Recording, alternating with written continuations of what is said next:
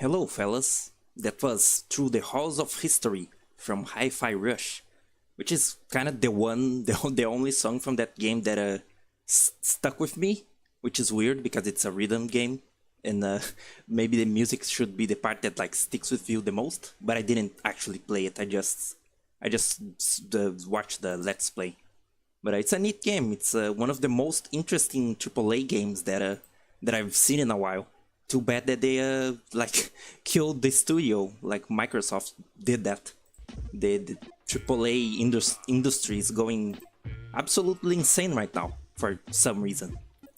And yeah, back to BattleBlock because I am a man of my word and I finish the games that I start. Maybe I'll try to, I'll try to do that the most that I can. Hello, disembodied voice. Yeah, that's me. Oh wait, I did it. Oh yeah, I forgot. I have my anti-micro setup now for this game, so I can play it with the keyboard, with the controller through keyboard. You get it? Yeah. Well, wait. You're right. The buttons are kind of weird. Okay, Stamper. Thank you. Let's go with Tony now. So I think I was on 4, which means that there's a slim chance that I can finish this today. Improbable though. I always say like when something is like highly improbable, I say like not impossible, but improbable. This is a Newgrounds adjacent game, I guess, because the behemoth started from Dan Paladin and Tom Folk, and Tom Folk generated founded Newgrounds way ago. And actually I just remembered today is like Pico Day, which is like a day for Newgrounds fan art or something. So happy Pico Day. I guess it's fitting that I'm playing this. So how you guys doing? I am I don't have many topics like locked in right now, so pardon me. I'm gonna like be stumbling through my words for a while, unless I like find something very specific to talk about. That is cool. Man, they like this head looks crusty. The other head looks like a little better. This one just looks bad. The like custom head editor is weird like that. This yeah, this is the puzzle.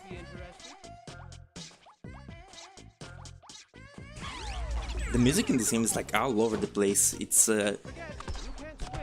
okay, just like Castle Crashers, I think it's like a big collaboration. It's like a bunch of different music artists, like, that they just put in here.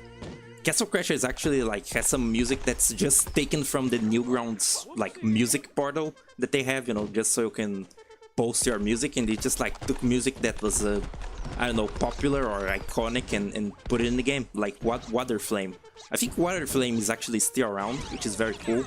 I love like the couple songs that of theirs that are on Castle Crashers, like Race Around the World.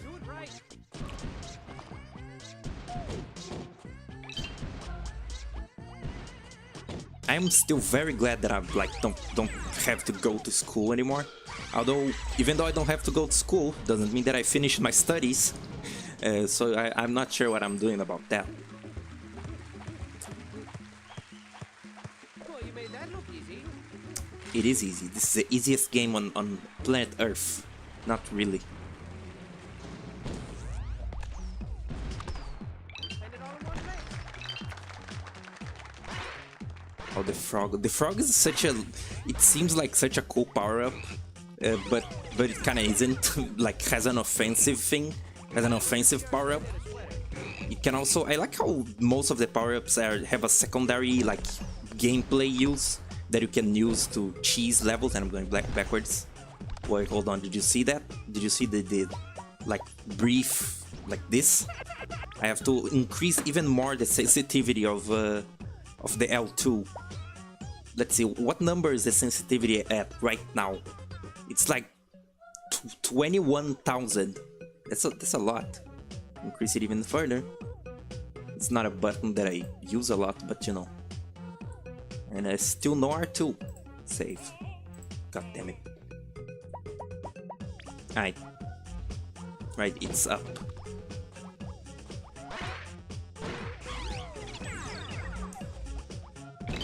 It's incredible. It isn't even like winter yet for me, but it's already so insanely cold.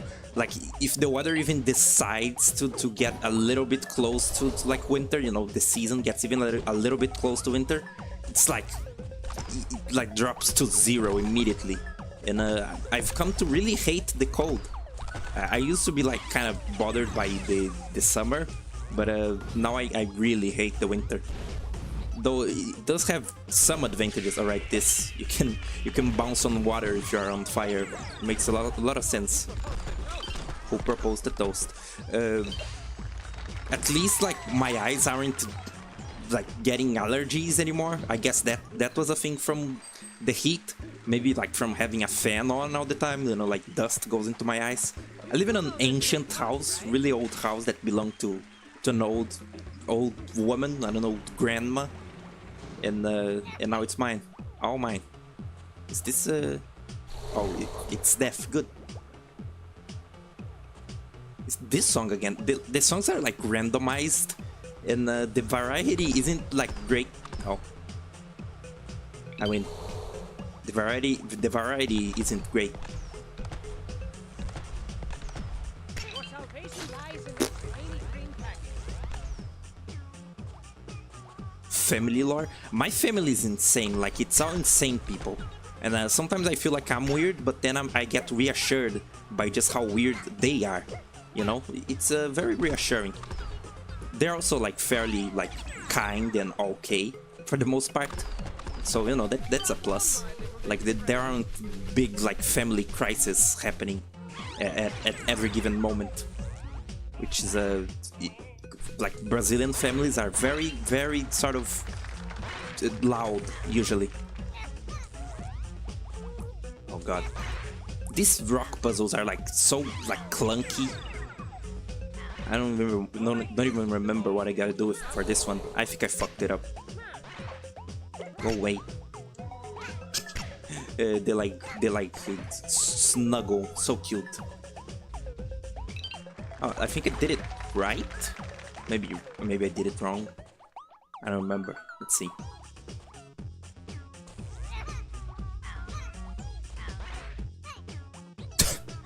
Killing things with the rock is pretty cool. Yeah, I guess, yeah, this is right. I saw a pretty funny video recently of that little cat thing from some anime, like the little mischievous cat thing, and they're typing like, can you do a video of killing people with a rock? It's like, it's very sort of spoken like politely. And I think it's a real like YouTube comment from some random child in some like bodybuilder's channel. Pretty good.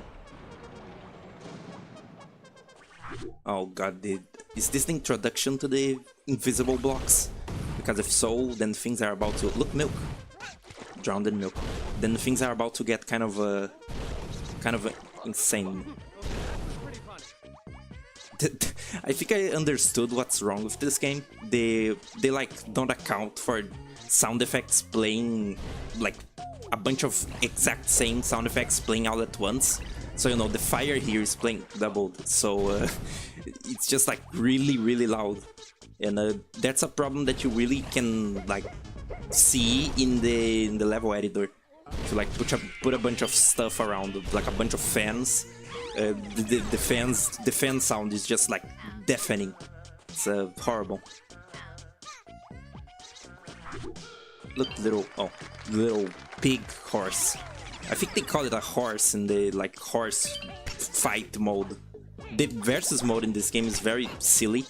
I wouldn't consider it very good, but I guess it might be entertaining if you're like playing with friends.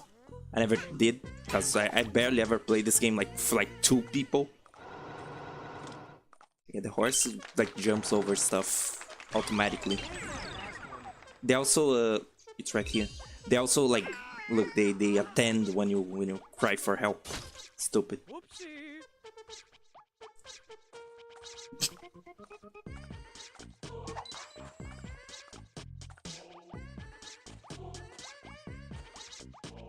Woo!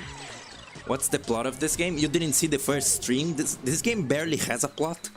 The basic strokes is that you're a prisoner in a theater, like it's a theater / prison, and the cats like are forcing you to do these level performances and stuff, and you're trying to save your friends out of here. It's basically that simple. But with that simple plot comes the like cutscenes of the game that are a little more complex than that. In that they're completely insane, and just the guy just rambles about random like garbage, and it's very funny. You might see one when I beat this world. I just noticed this when I was testing the controls for the like keyboard joy to key. There's a big cooldown when you're like shooting stuff in this game. I never realized that. It's kind of wow. Look at that cool audio. Wow. Jesus. There's like a big cooldown to this. I still have the wings.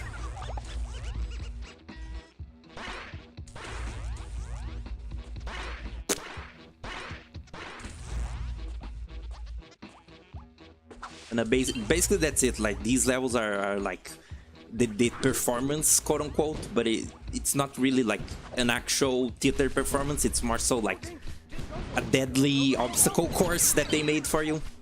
It's very silly.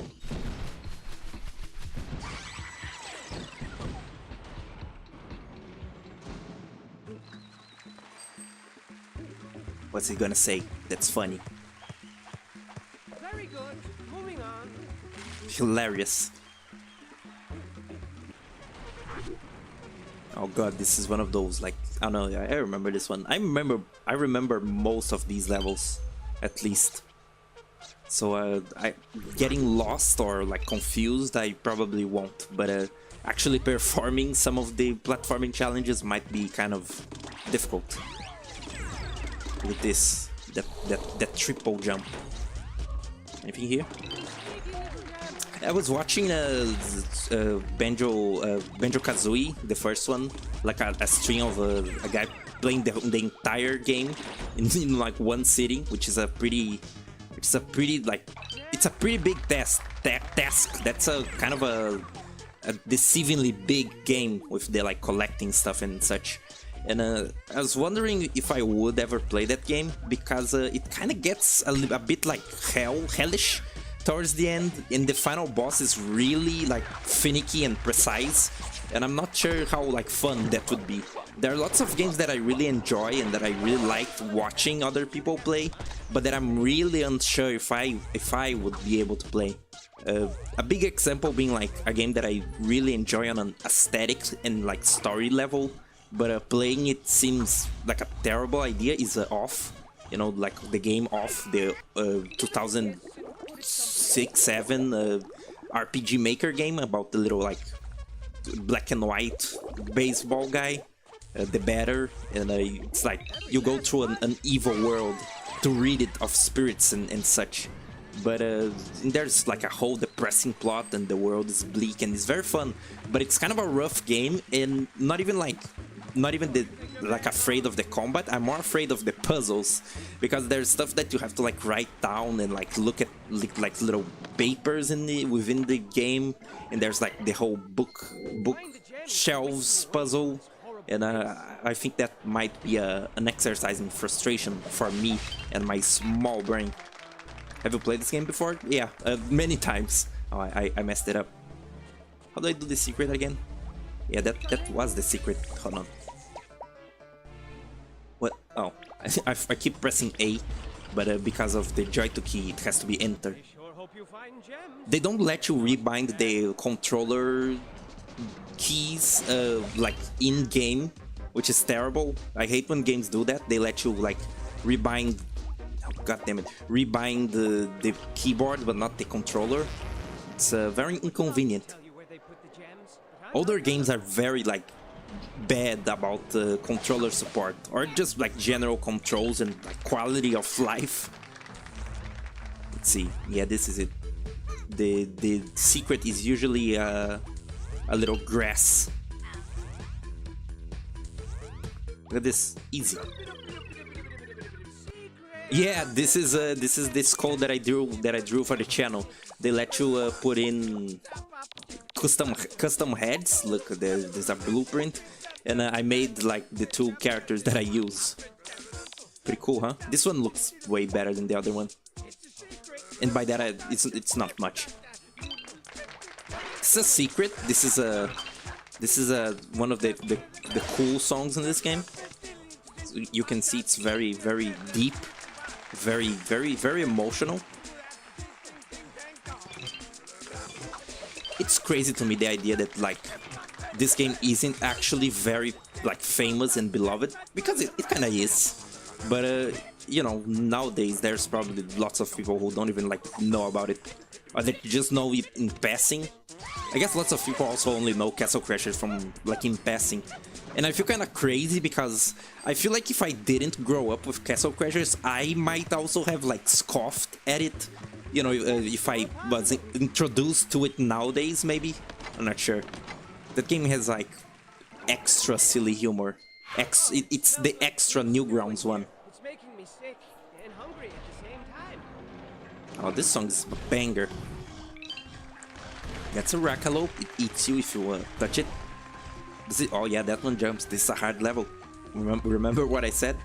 That's like the jump height of like if the raccoon jumps or not is defined by the difficulty. The way that this game like sets up stuff for later is so silly, because like look at this. These levels look like a clusterfuck, because the blocks have very specific functions, and they sometimes like reuse stuff for different purposes like this, like, you know, making that cat appear only after you press the button. It's like, you know, in Mario Maker you can do stuff like that, you know, like do little setups for things to happen, but in this game it looks particularly not graceful. That's a good way to describe this, the like way that these levels are built. Not graceful. And you know, also how you build the level creator stuff. Thank you. The third time's the charm, fourth time's the charm. Not even gonna mess with him. Oh yeah, these teleporters are the most horrible game mechanic that I've ever seen in a game, possibly. Because I think I didn't get all the gems.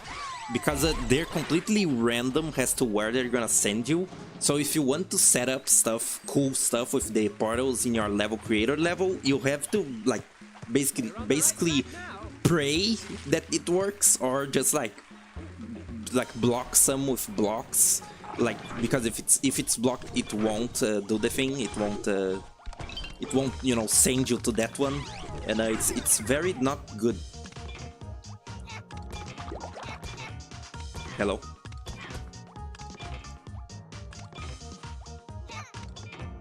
Damn. You know, I was thinking about this yesterday, just because I played the Cuphead DLC. The Cuphead DLC, before it really, what is happening? Before the Cuphead DLC released, it seemed like it was never gonna happen, but then, you know, it happened and it was like cool, and that's the reason. Oh, I get it. I get the puzzle. Look at this. And because of that, I really feel like giving up hope on Silksong is like foolish, because, you know, Silksong, it seems like it might never happen right now, but it will happen eventually. There's no way they'll just cancel it. And, you know, lots of things sometimes at the moment seem like they'll never like come. Like Pizza Tower, for a while, I was like thinking, man, is this game ever gonna come out? And it did, and it was great. It was better than all the demo iterations that it had. So, you know, just be patient. It's a good philosophy to like just do other stuff as you wait for for something like big and awaited, and like, you know, that you're really big on waiting for it.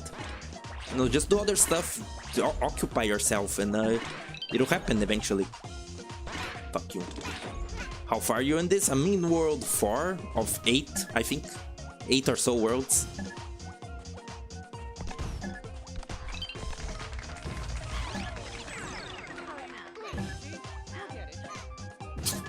The audio mixing in this game isn't the greatest. Dead. Damn. The reason that I was also kind of like Cuphead was messing with my brain is that I was trying to switch weapons with the button that is in this game, which is LB, and the whole setup that I had for Cuphead was not ideal because I don't have my R2. Great. Yay. I think I'm making good time. This is the boss level. The time trial. The times are pretty like hard to get later on in the game, and at this point I really don't care because I already did all this before, and I don't need like more prisoners. I keep unlocking like special heads every time I like open this game. I think it's weekly from playing the feature, like the feature levels, which I did a lot back then. Not anymore. Like you have diarrhea, and it's starting to come out. Thank you. A little bit. And yeah, I think the game's like still giving me like new heads for my old feature playthroughs. Which the feature levels are like community levels that they quote-unquote officially endorse. But it seems really lazy. They seem to just like use the same few levels again and again. And those levels are not good. Shocker, like a Mario Maker type creator does not produce good levels. That's absolutely insane. Oh wait, I forgot. I actually made it RB. I feel kind of embarrassed. My those like first videos that I made were like Pizza Tower custom levels that I made like at the time, and like people still comment on those. It especially like breaks my heart when people says like, if Fake Pepino's like boss level had a level before it, it would be this, and it's like my faker level that I made. Fuck off, Toast.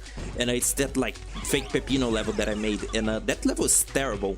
I wanted to do like a little gimmicky thing, and it was very like throwaway, and that ended up like getting a lot of views, and I feel embarrassed.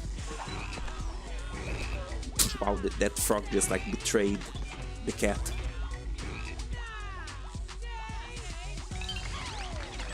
Got them all. Damn.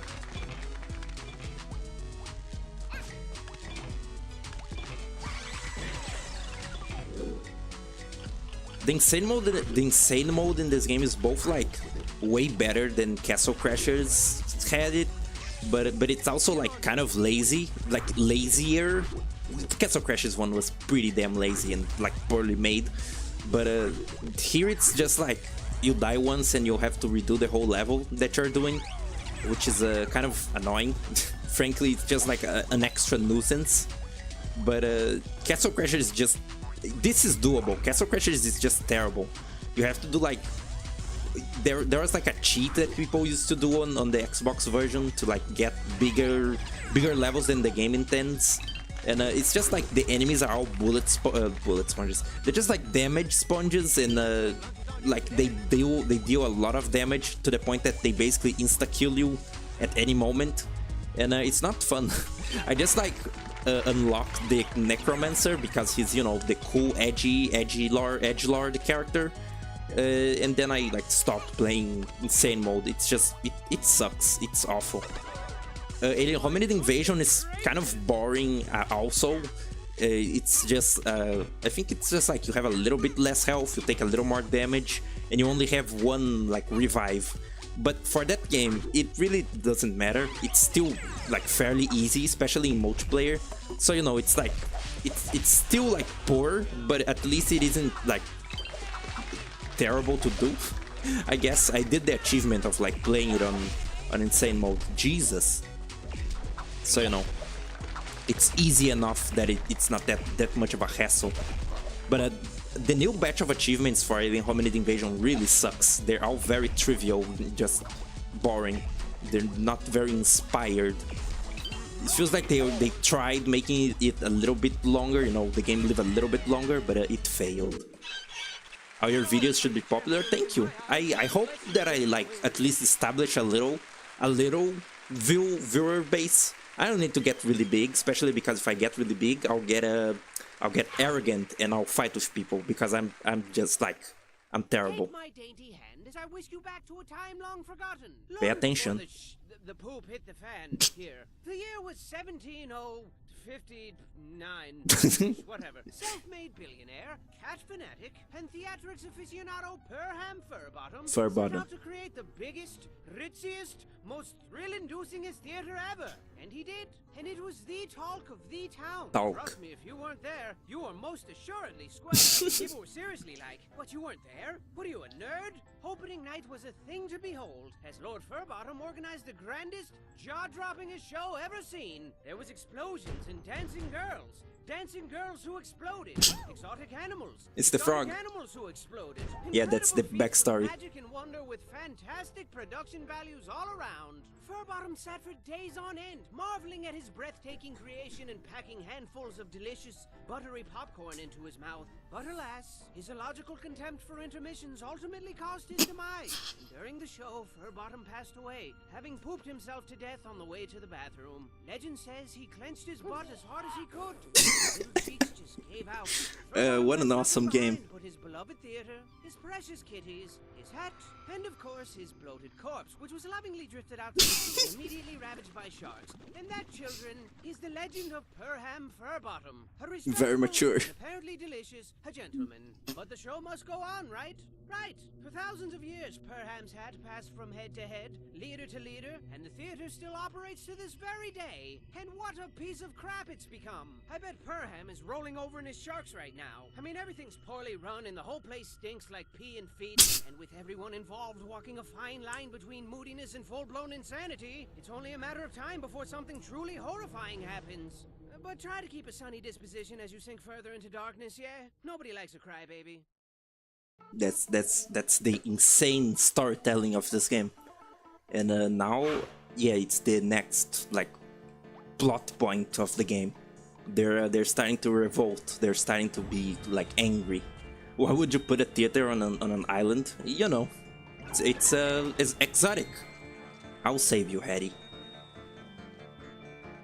Let's see. Yeah, look, they're getting a little upset, just a little bit. The other patrons are still, you know, doing their thing, and the music is now like all kind of like tense. Cool. Again, basically the whole plot of this game happens outside of its gameplay. Basically all of it. Like these levels are just, you know, you're just doing them.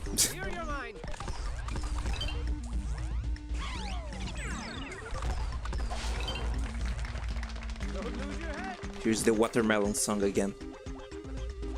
Oh yeah, for some reason, like yesterday, like at around like 2 AM, I randomly decided that I wanted to watch Robots, you know, the like Blue Sky movie, and I liked it. Probably not like as much as when I watched it, you know, when I was a kid, but it's fun. One thing that really like kind of struck me as a I thought it was a secret. Something that really like I never thought about in that movie is just how much of it is like dedicated to just shenanigans and just like hijinks. Like so many like really long elaborate scenes of the characters just like running away from stuff and like a bunch of stuff breaking. Oh look, it's the shark. This is an interesting level asset.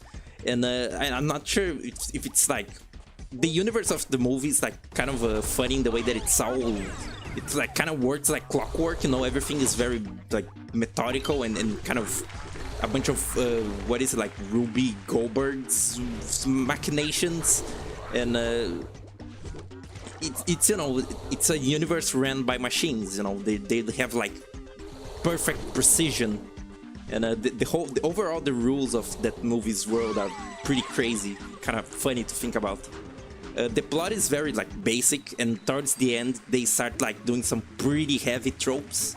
Like earlier stuff is like cool and not too forced, but later on it starts like going a bit ham, and it also has a bit of like 2000s kids movie syndrome, where they like randomly make like start playing pop songs and making like silly references. That there's like a random Darth Vader reference for no reason in there. And but overall, I found it fun. I'm not sure how like controversial it is to like robots nowadays, because you know people shift their opinions all the time, like you know in the zeitgeist. But you know I liked it. It was fun. Like Fender is kind of a hit or miss character. You know, he's a like silly comic relief, but he has some good one-liners. Any other movie I watched recently? I don't think so. You know, I keep watching my my cartoons that I missed earlier in life. But I think the last thing that I had watched was My Life as a Teenage Robot. Yeah, I think that was it. You know, I watched it because I never watched it. I only watched the like rip-off Robot Boy when I was a kid. It's, you know, it's direct. I never realized just how much of a direct just rip-off of the same concept it is. You know, a little robot who wants to be real, and he's in a, you know, in a urban scenario. How do I do this? I don't understand. Oh, okay. I'm stupid. Where's the dart? Dub string. Robot Boy isn't a ripoff. Just look at his design. Just look how much like he looks like Jenny. It's pretty blatant. And the like sour part is that Robot Boy is not good, while Teenage Robot is fun. You know, I found it fun. I had already watched the first 2 episodes in the past, but I didn't really retain a lot. I watched the first 2 again, and I dig it. You know, it's fun. It's a pretty like basic teenager sort of, you know, teenager problems kind of thing, but the aesthetic of like 50s sci-fi, you know, like I don't know, Jetsons kind of look at the future is pretty good aesthetic, and like the gadgets that Jenny has at her disposal are pretty fun also. I feel like one problem also with Robot Boy is that the action was kind of like stiff, and he always like did the same stuff. I feel like Jenny, her like powers are a lot more silly and then like random. It feels like a little more alive. Yeah, people always remember the like mom from Robot Boy. I feel the humans in that show look very strange, but I like some of the robot designs. Like I still like the design of Robot Boy himself, especially when he's like the big form. He kind of looks like a samurai to me for some reason. And you know, there's some like there's some Japanese influence in the show, so that might be intentional. Proto Boy, he's like evil counter. Jesus Christ, this is really loud. Let me turn down the volume. Like Proto Boy looks like a cool evil rival to him, you know. I like how like broken and goddammit how like broken and unfinished he is and stuff. I vaguely remember some like episode plots, but I really don't feel like rewatching that entire show. I watched the first episode more recently, and it really was kind of unfunny and just stifled. Oh look, that's the one thing that can kill the raccoon.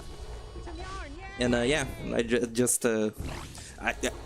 you can like think about this. I watched a lot of Robot Boy when I was young, and I never watched Teenage Robot. I just watched the like first 2 episodes recently, and I'm still convinced that Teenage Robot is better. So you know, it's take of it as you will.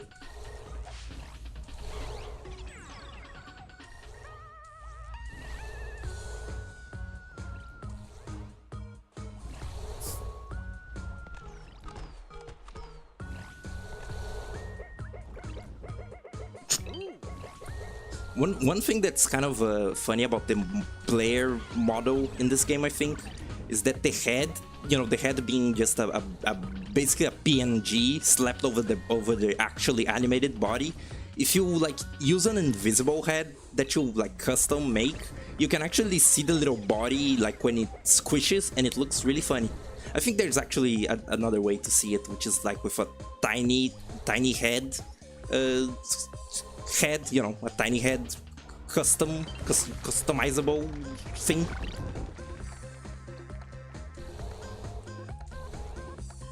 Got 'em all? Every single time I think of the like sentence "got 'em all," I always think it in the same intonation as the narrator says in this game. It says, "You got 'em all!" Yay!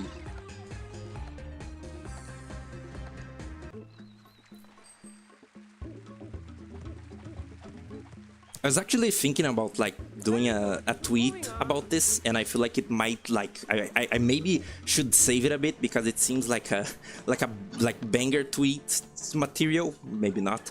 I was thinking about this a while ago. Shut up, narrator. It was like something about the creator of Teenage Robot like answering to people if the series is about like some sort of allegory about being transgender, which it kind of isn't. It's more so, Jenny wants to be human. It's, that kind of plot about a robot wanting to be human. But I like went to watch the first episode again with this knowledge. I think the creator actually said that like it's not one specific allegory, it's just general teenager problems, and if people like choose to see it that way, it's fine.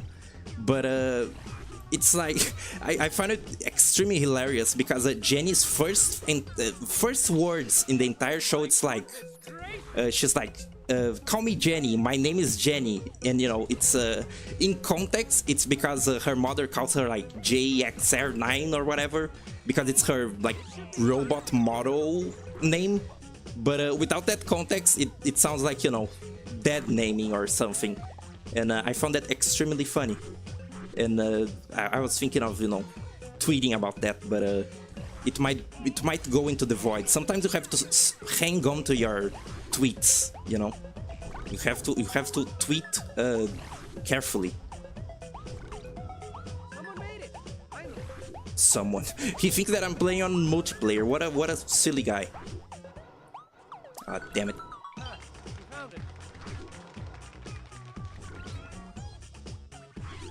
Oh, mother's home.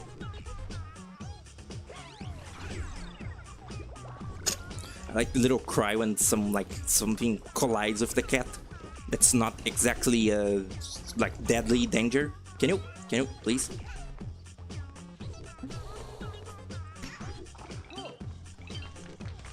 Parking ticket? God damn it. Oh, it was nothing. It was death. I think you actually get a trophy, like an achievement for the first time that you die to the raccoon. And I find that kind of thinking about how to do achievements, there's like very lazy ways that you can do it. Like, die to something and stuff like that, and just like see this happen. I feel like there's an art to making tasteful achievements, I think even Pizza Tower, which has like pretty okay trophies, it still kind of falls a little in the trap of like trivial achievements. Oh god, you're not dead. Now you are. What am I supposed to what? Can I just win?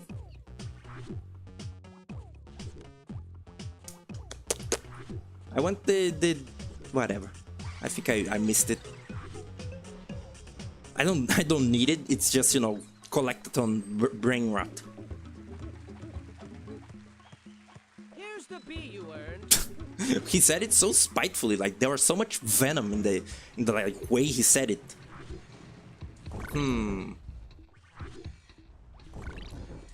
God damn it. You know why I'm streaming? I'm streaming because I have to like keep furthering my goals here. But the only other like way that I can like continue my channel stuff right now is working on a thumbnail for a video, and I don't want to draw right now. I'm not in the drawing mood. I was in a drawing mood for a little while. Mostly I was like mostly drawing pizza tower stuff, but now I'm not. I kind of regressed. Kind of went back to thinking my art is shit as per usual. I really should like learn, like try at least like watching YouTube tutorials, which I think that's how like self-taught people do it. I'm not quite certain. I wish I could, you know, learn art on my own, and I think I am kind of lucky. I do kind of like just wing it with a lot of stuff, and it somewhat works. Mostly when I'm like animating little things, and it just so happens that it looks right. Sometimes it doesn't, but mostly it looks right, and I get like happy that I don't have to suffer more. But I think I like lack a lot of motivation that requires for, you know, maybe like animating bigger things. Damn it! Yeah, what did I do that for? Oh, that one's gone.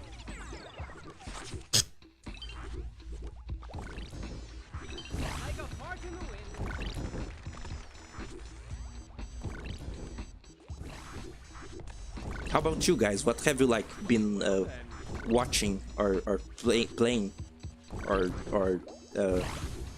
I don't know. What have you been cleaning lately? Have you done the dishes today?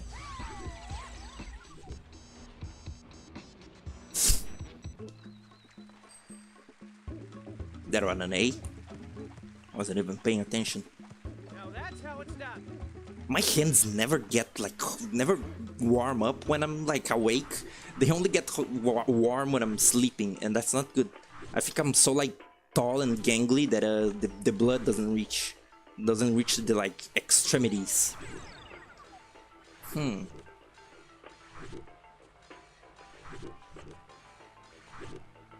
Oh, I remember. I like how many times the narrator like stops himself from Right. swearing. Not just any hat, but a golden hat. Wow. It's worth 10 gems. But that's good. Go get it. That's good.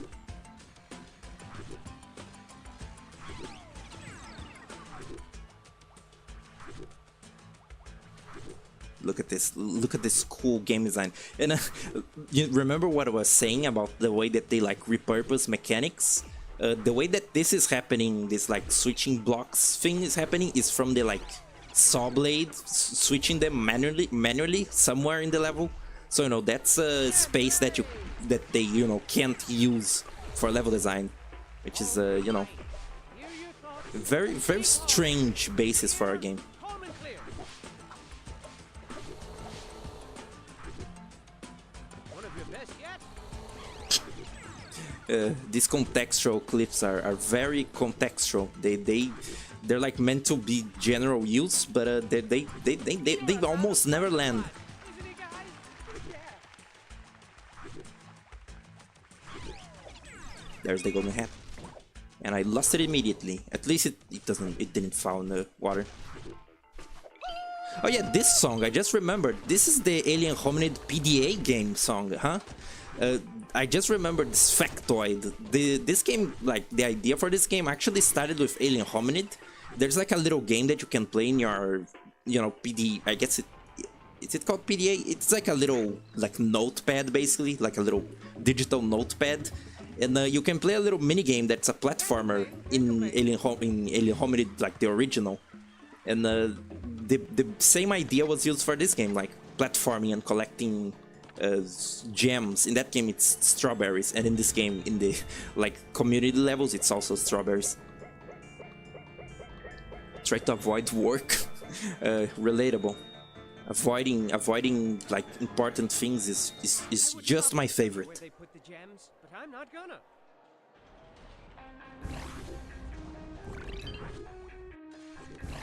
This art looks very Newgrounds Flash. Yeah, again, this is like Dan Paladin's trademark style. It is very like Newgroundsy and like Flash game. I think Castle Crashers and this probably were like all drawn on Flash.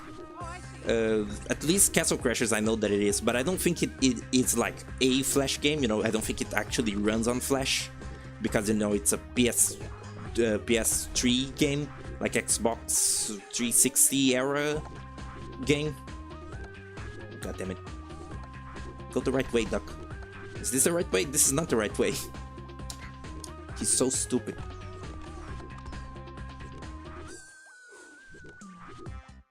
See, I think I have to make him do this. What?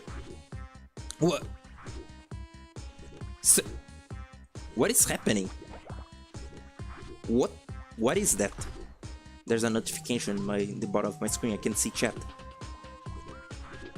This is a very functional game. The duck was always like very broken. Can I just like leave? I cannot. This is great. Let me just give it a little restart. I think you need to find some little sparkly gem-shaped freedom keys. Wink, wink.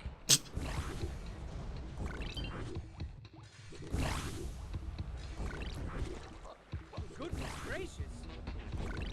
I actually still wonder if like Tom Fo is involved with the Behemoth still, you know, like nowadays. I feel like he's mostly like working on Newgrounds. I don't think he programs games anymore. Maybe he does, I don't know, I haven't like kept up.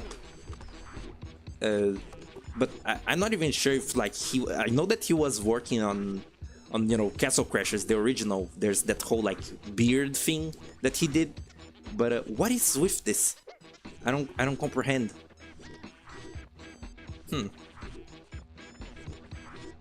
Is this fine? But I'm not sure if he like, for example, worked on this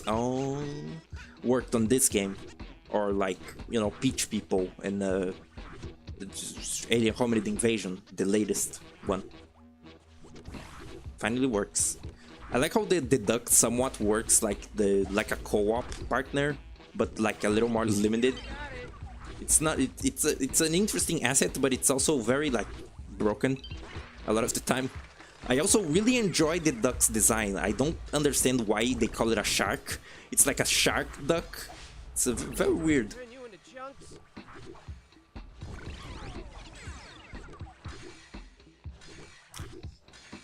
I've also been fueling my upcoming indie game to wait for list, I guess. Like on Twitter, when you follow some accounts that are, you know, indie games, you just keep getting more. You just like, you start seeing more and more like being shared around in a cool way, you know. And I've been like following a bunch of accounts that are just, you know, upcoming indie games and stuff, and putting them on my wish list, my Steam wish list. And I'm thinking about like doing some dedicated streams to just like playing the demos of upcoming indie games, you know, like I did Anton Blast and Boom Buster. But, you know, not those again. I already did them, unless like a new demo comes out. And like when Sage, you know, the Sage event comes out, happens this year, I might, you know, do some of that.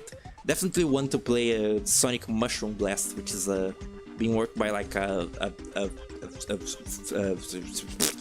friend. I would consider him my friend, you know. It's an associate.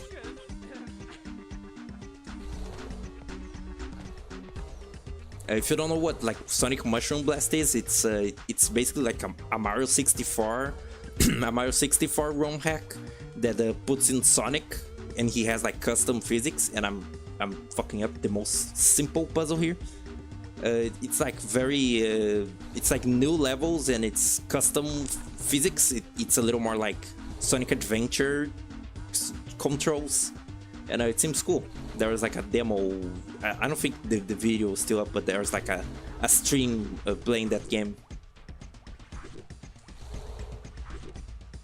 The classic trend of naming the goldfish Kitty.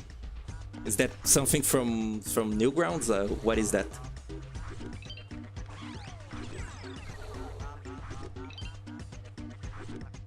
If I heard of the Lonely Goomba, I think you asked this like another stream, and I know about it. I know that he's like a game reviewer, I think, but I never watched it.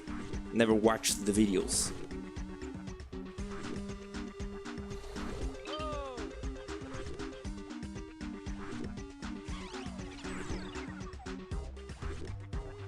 Look, there's a shrimp. Shrimp means secret. Shrimp means secret. Oh, that was good. Some good strats in this game. This is, I feel like at so many games I'm like not really like professional at, you know, not like the most knowledgeable that I can be, but that I'm pretty damn knowledgeable because while I don't like a very huge variety of games, I'm very like short-sighted and I mostly like platformers, 3D or 2D. But the games that I do know, on the you know, even though I don't know many, the ones that I do know, like the information stays in. It doesn't leave the brain usually. One might call it like obsession. I always spare Goomba every Mario game. Mario Wonder was very like cruel about killing Goombas, weren't they? There's like those things that eat up Goombas and they're like just sleeping and you like kill them as an elephant. Very cool. The quote that the narrator was doing there that I like talked over, it's actually one of the ones that I like. It's he's like, "Good job, prisoner. 1, 2, 5, 2." You know, he doesn't know your number. What is this? All right, I think we'll go above it. Look, they like. No, I guess the block just looks at that like that. Whoa. I was not looking. I like went cross-eyed for a moment. My brain just stopped working. Yeah, it's this. This game sure loves its invisible blocks. So these like weird things in the walls. Apparently it's meant to be gum, but I think in the files they're called like tar. It's weird. Feels like they just like painted it pink and I called it a day.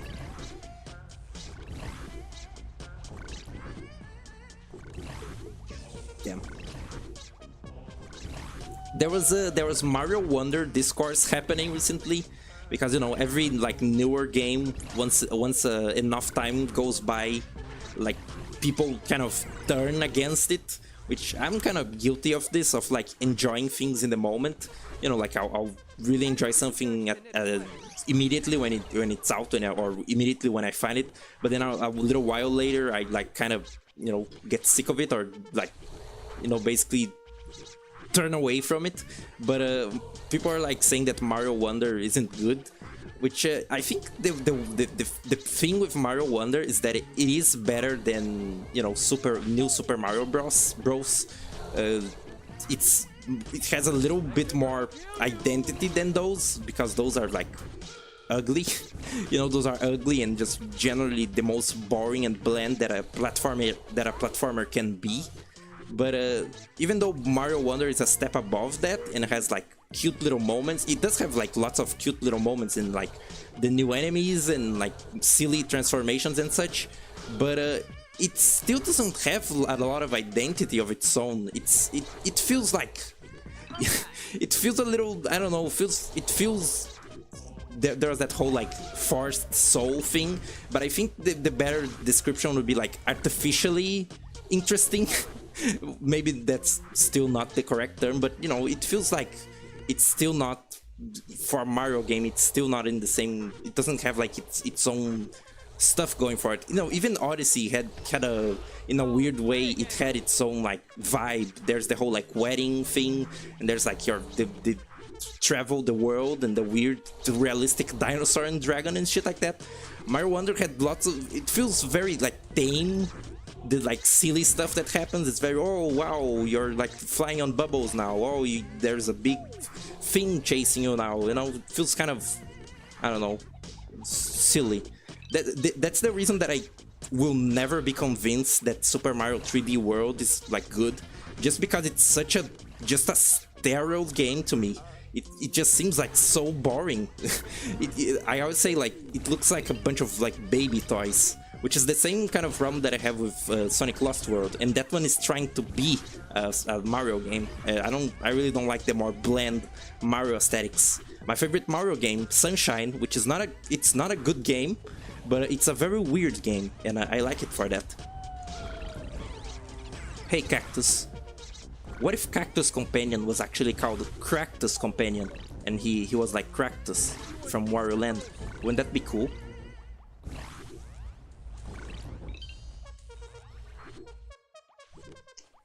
I already lost my train of thought, but it's fine because it was not good. What is this? Oh. Wee.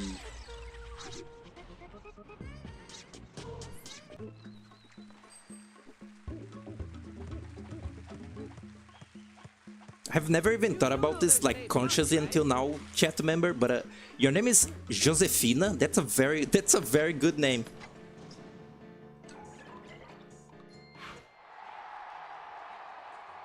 Insert Frozen saying, "Ha, never heard that one before." You, other people made the like Cractus joke. Damn, I felt so original. Yeah, I'm doing fine. Okay, narrator, I'll try. This song's so good. I feel really like sad that the vault levels, I think vault is like pole vaulting. Maybe they're both the same word, whatever. The vault levels don't have unique level music. It feels like for that world they should have made like one spooky level music and like used for the whole world. Although that may have been kind of annoying and repetitive. But just anything to keep the cool vibe of the vault. I really like that.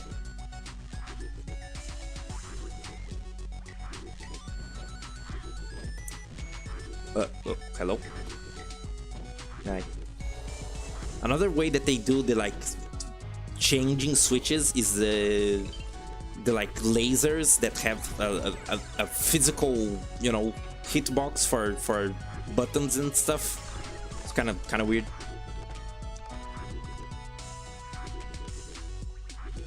You make that green girl. Make it. Oh. Look, this is actual RNG. I remember that I said these are random. Look, it just like sent me to the same one twice. This is good game design.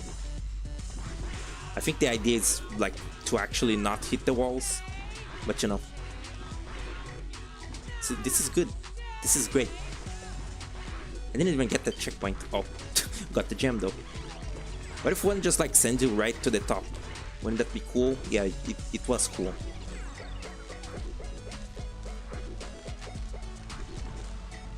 I still had a jetpack. Oh.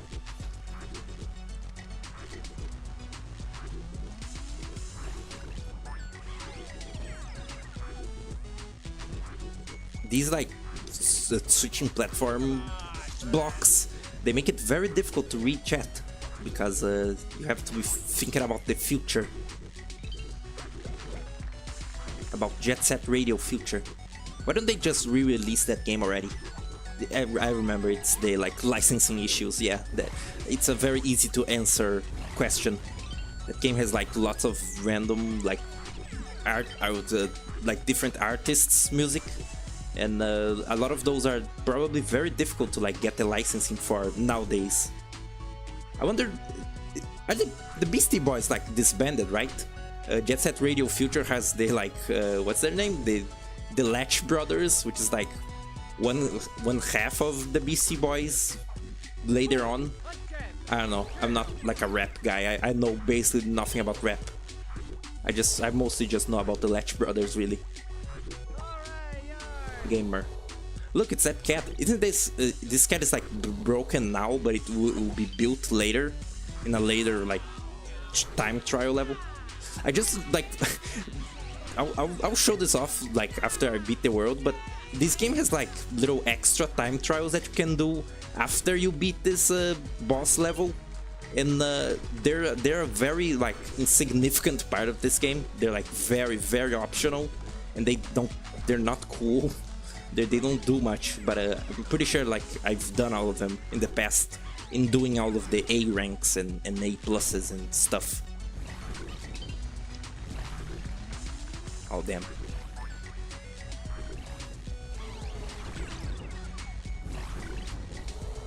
Yay. My friend's even developing a prototype game idea. Hope it comes true. I was talking about this. I've been like looking at lots of indie games, and I'm one of the ones that I'm like really looking forward to is Gimmickle, which you introduced me to it. Perham's hat sure is a mystery. It vexes Lore. me so. It truly does. But where did it come from?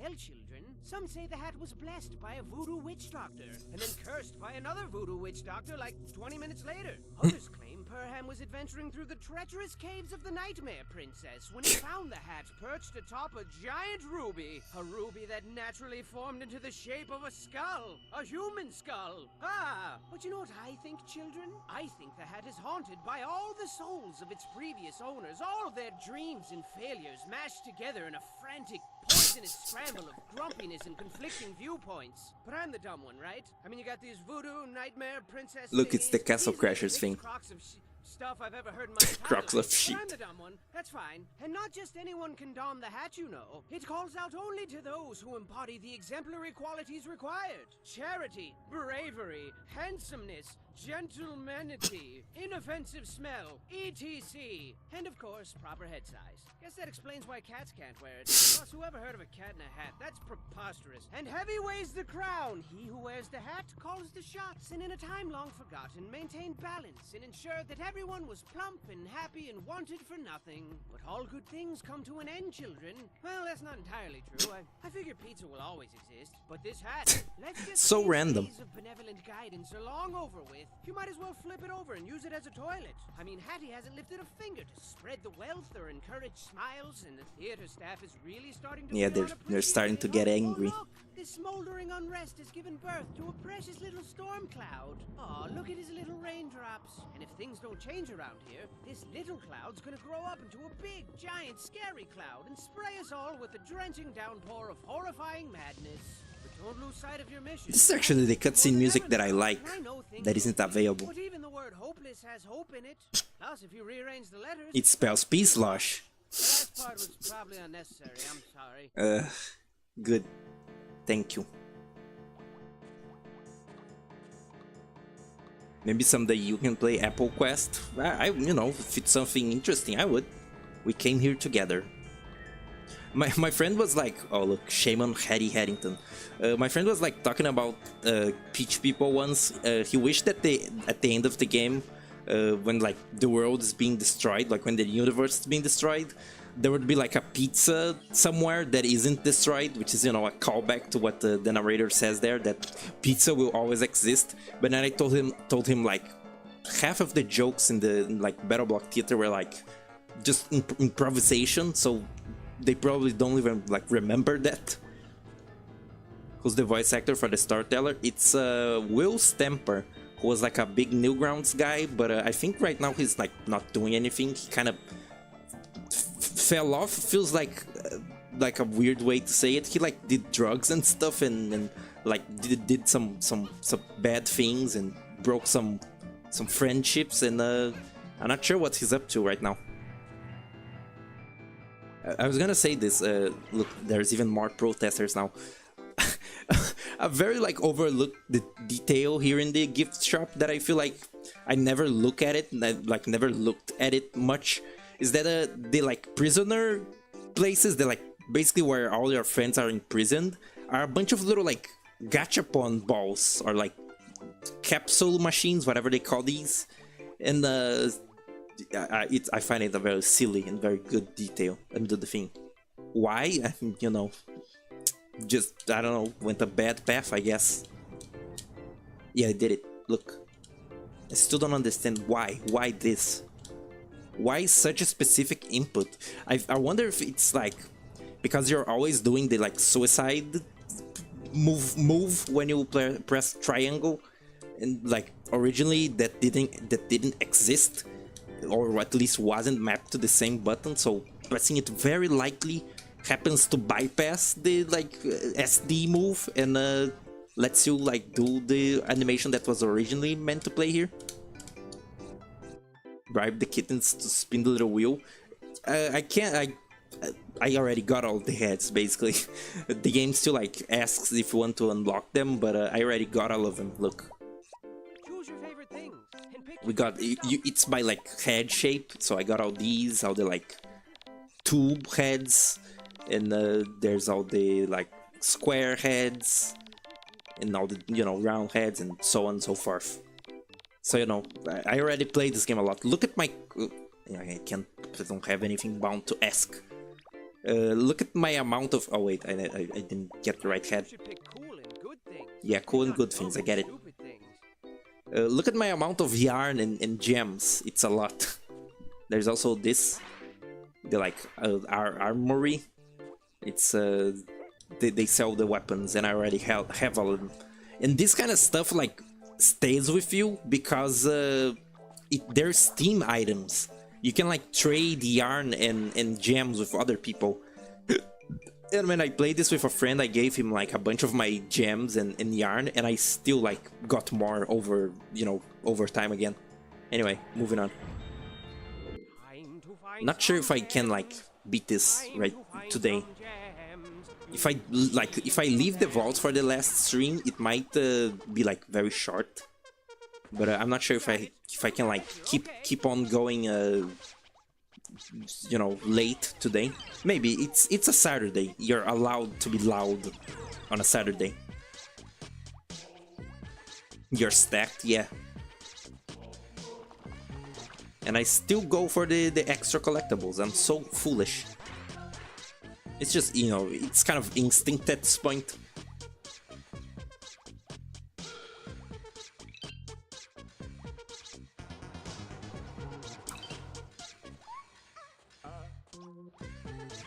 Doesn't look like it, but it's a whole lot of fun. I like that quote. He says that for like, I think puzzle areas or like extra hard things. Oh, I did it wrong.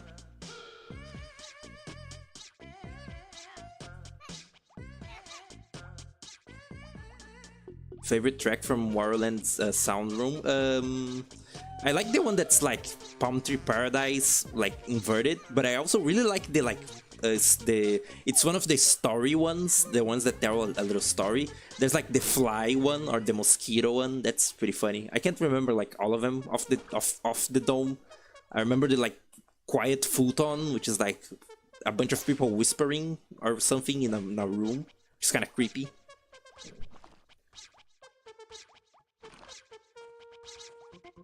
I had a brain fart.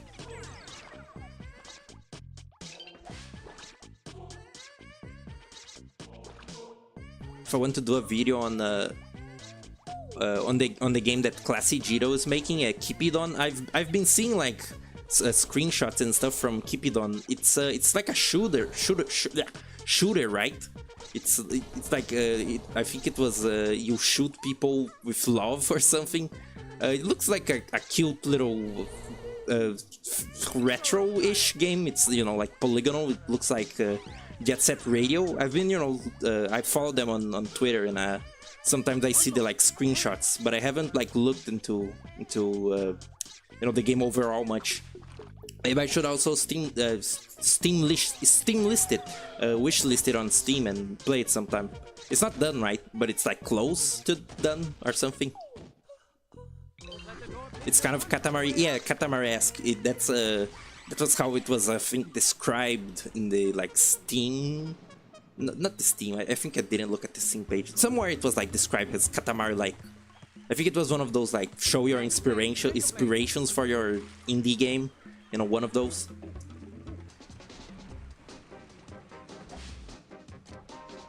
Is this a banjo song? I think it is. No, it isn't. I think there is a demo out, isn't there? I thought there. Whoa! I thought that there was. There was. Fuck. All right, I remember. I remember. It's this.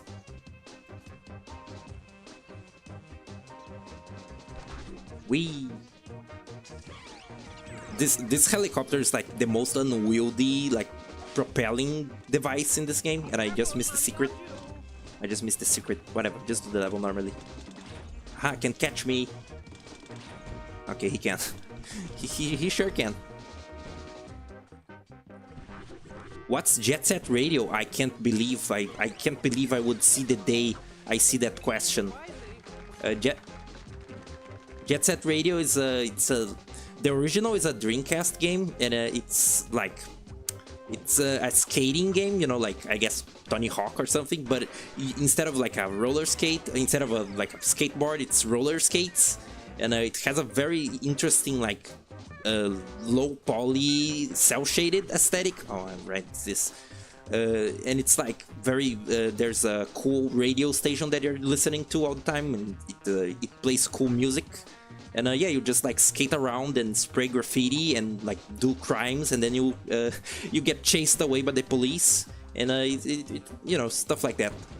And then it also has a sequel, which is Jet Set Radio Future, which is better. And it's kind of like the first game, same like basic idea of skating around and graffitiing, but it has a future aesthetic and like robots, and it controls way better than the first one.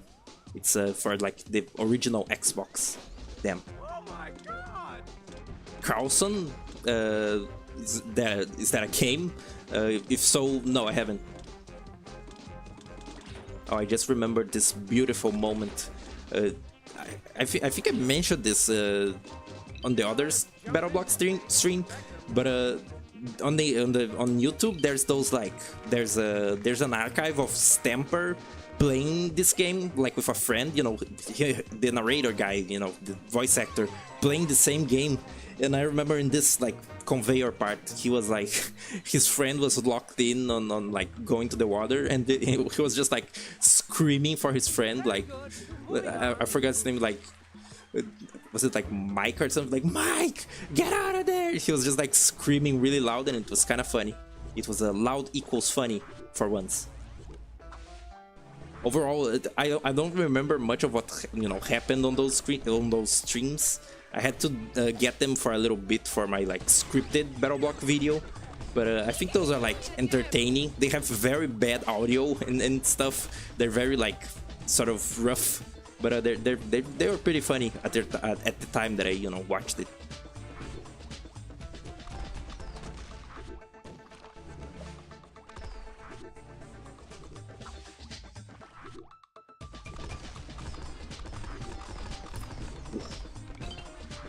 Did you see that? That was cool.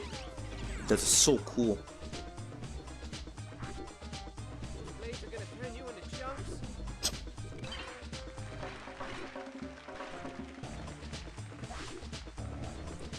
I'm trying really hard to read chat right now. I'll look random.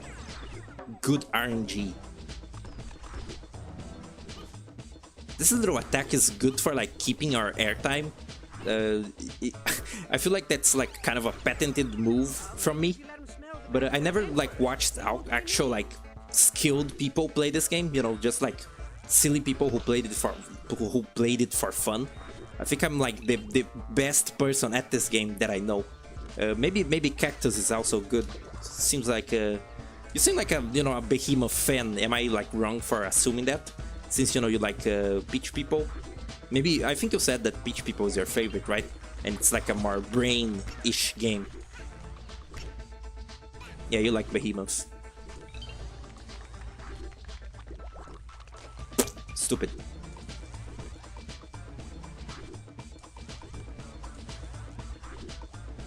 I think I got it all.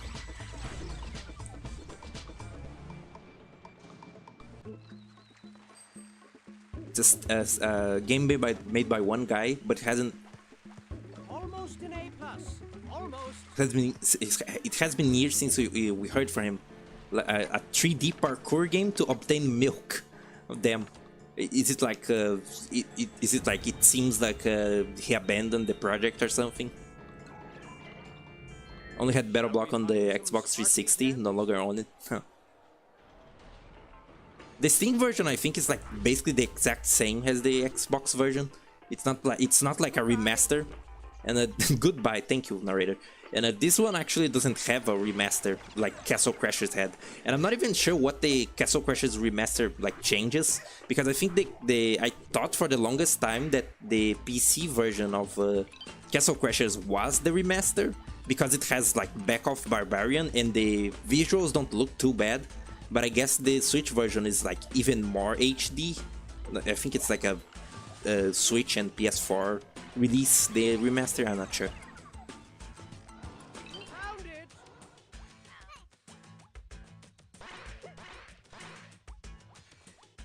This song is such a short loop, I kinda hate it. It's the like PDA song. Go Rock.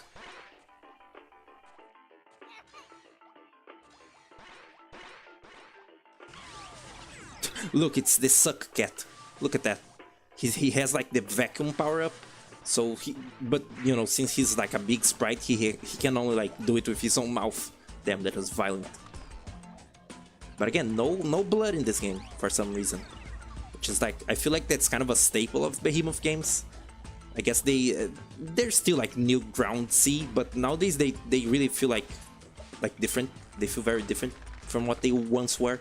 I like how rough the earlier Behemoth games look. You know, like Castle Crashers, it really does look a lot like flash art. Like it's very like imperfect.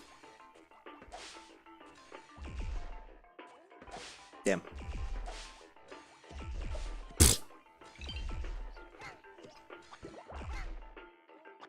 Dead. Come on, this is easy. Comboed. Yeah, that was easy. I wanted to do something cool and I paid for it.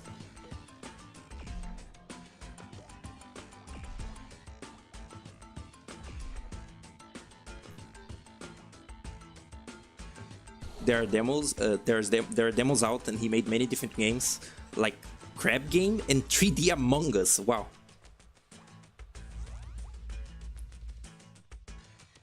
You know what's crazy about Among Us? My friend was like, before the big blow up in like its popularity, my friend was like, oh yeah, I've been playing this game, it's called like Among Us, I've been playing it on like mobile and it's fun, it's like a detective whatever game. I'm like, oh okay, I kind of like, you know, dismissed it because it isn't the kind of game that I care for, and I still don't care for it. But then like a couple like maybe weeks or days after he said that, then like, you know, the big Among Us happened, and I think it like died down a little, maybe it's because I don't like, you know, follow insufferable zoomers, but it feels less like prominent at least. And I have to say, like that what was the name, like Lethal Company, I just see that one has like Among Us 2, basically. That's my perception of that game. All I know is that it's like it's a similar idea to like Phasmophobia or something, that like you're exploring an abandoned place and there's monsters afoot, and it was also made by a furry. That's all that I know about it, basically. And it looks like Among Us.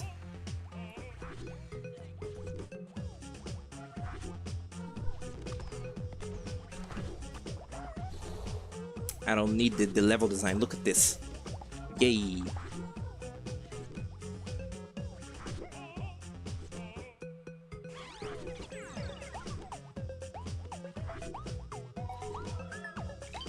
Damn. I really don't like keep up with lots of like trend games, even ones that like basically people that I respect play them. Sounds kind of like dickish to say, but it's true. Like I never understood the like fascination with that Vampire Survivors genre of game, but you know, I guess I like it's the same sort of idea as something like, I don't know, Clicker Heroes. It's, you know, an idle game, and you know, Clicker Heroes, I knew about it like way back. Oh yeah, I forgot, like I forgot about the name immediately, but like every single time I try to think of the name like Lethal Company, my brain always defaults to like Lethal League, which is the like dodgeball fighting game, you know, Lethal League Blaze and Lethal League. So I'm always like, you know, trying to think of the name and like Lethal League Company, and you know, and then I arrive at Lethal Company. Are those acidic snot bubbles? Kinda. They're just like acid bubbles, but I'm glad you added snot to it. I'm noticing how it's a weird recurring thing for me to follow indie projects that get big and trendy before, you know, finding it before it gets big. I was very impressed when Pizza Tower got big, because it seems like it's such a, I don't know, technical game that it wouldn't like get really big, you know, because people would maybe have trouble if even just like playing it, you know, because Pepino's moves are so complex. But I guess the art and just how good it is like carried it into stardom, and it already had like a little bit of a following before, you know, like Vinesauce played it and stuff like that when it was in its demo form. Oh yeah, Friday Night Funkin' also. I feel kind of bad for that one because it kind of got too big for it kind of got way too big for its own good. You know, like the devs didn't seem like they knew how to handle the popularity. You know, like that whole Kickstarter fiasco. It was just like recently that they finally managed to give the like fans a new update. Like for, I don't know, 3 years they didn't have anything to show, and overall it's a really weird for a game that's not even done, like a game jam, tiny little game, to blow up like that and, like, you know, leave the devs dizzied like that. I don't know, but that game, besides, you know, the whole internet phenomenon behind it and like it being all the, like, I don't know, content on it being all like fan-made Sonic.exe stuff. The original game does have like a very cool style and stuff. It's like a big love letter to Flash games and Newgrounds. And you know, I'm a Flash game head, so you know, I can get behind that. The music's a little like, the music's a little rough sometimes, but you know, it's cute. It's cute in the context. It's like, you know, you wouldn't listen to Parappa's soundtrack except maybe the, like, instrumentals, you know, when you're like on a car trip or something, unless you're like joking, you know. Rhythm game music sometimes isn't suited for listens outside of, you know, playing it. It's been a day since the Cuphead stream. Feel old yet? Yeah, we're all getting older. I don't have my water bottle. I think I need to like do a little break after I beat this act.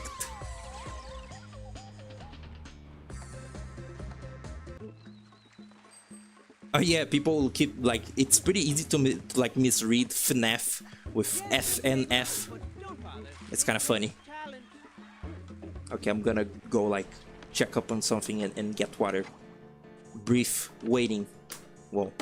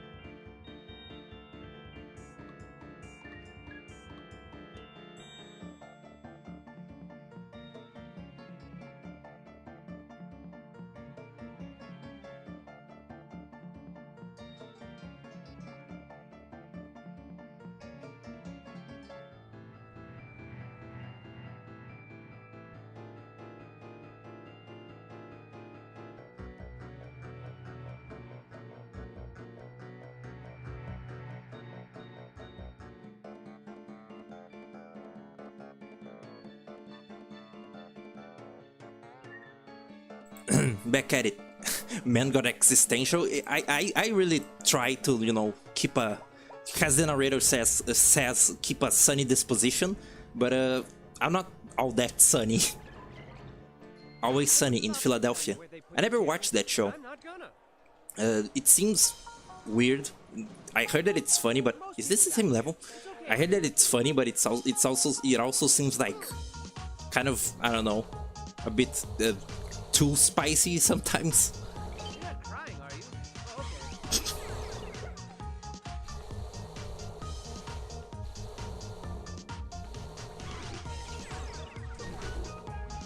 I hope that I can like beat this before like 11 p.m. or so, because I have to eat. If like worse comes to worse, I'll like eat on stream, do like an ASMR of eating. What's Sunny in Philadelphia? It's like an American show. It has Danny DeVito, and it's like, I think it's a bunch of people who live together and they're all like insane, and it's like kind of a, you know, adult comedy sitcom. And I don't know a whole lot about it. I just heard about it.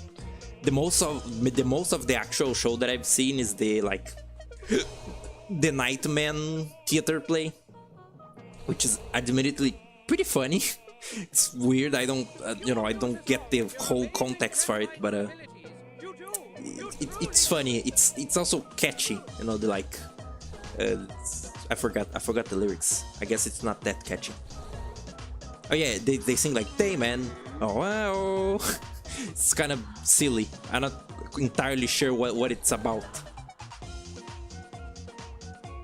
You've seen a bit of Always Sunny. It's funny but weird. Yeah, that seems like it. And I also I think there's like lots of seasons, you know, to keep up with. So, you know, this again.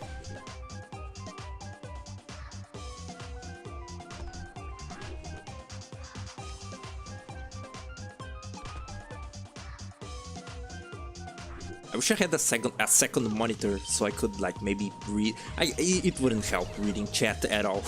I'm not good at multitasking. What is the yarn? Didn't get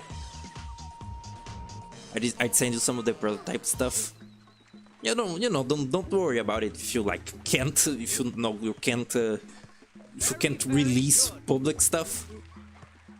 You are like a very, very easy target for like asking about Pizza Tower stuff, since you're like actually friend with the developers, but I wouldn't want to, you know, bother you with that. I think you're like helping Puku make that video, right? Overlay the chat. Yeah, I guess I never thought about that. You know, putting the chat on the screen. I guess I'm on the game window. It still wouldn't, you know, do anything. But I never thought about that angle of you know, putting the chat on screen so you can look at it more easily.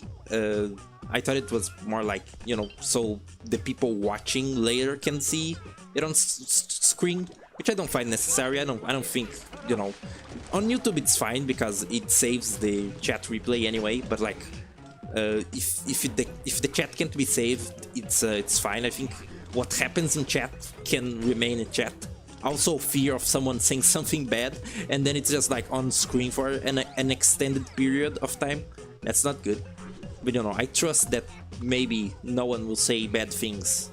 I hope. MacPig got more restrictive. Yeah, a lot of stuff from like the before release from Pizza Tower got like not leaked but like just shared a lot. And I think there are some like Patreon build leaks, I think, but I'm shocked that they managed to keep Pizza Hut a secret for like forever until the game came out, and it was a very good surprise. Watch out for those things that shoot things. I guess he means the robot. Your computer is doing the like activate Windows thing. That's very annoying. I had to like, you know, procure a way to get rid of that. I definitely I paid Microsoft with my money, my hard-earned money. Oh, what? Oh, right. Does it? What? Weird. I guess it's fine, you know, the frogs aren't coming out, but I thought she was meant to die.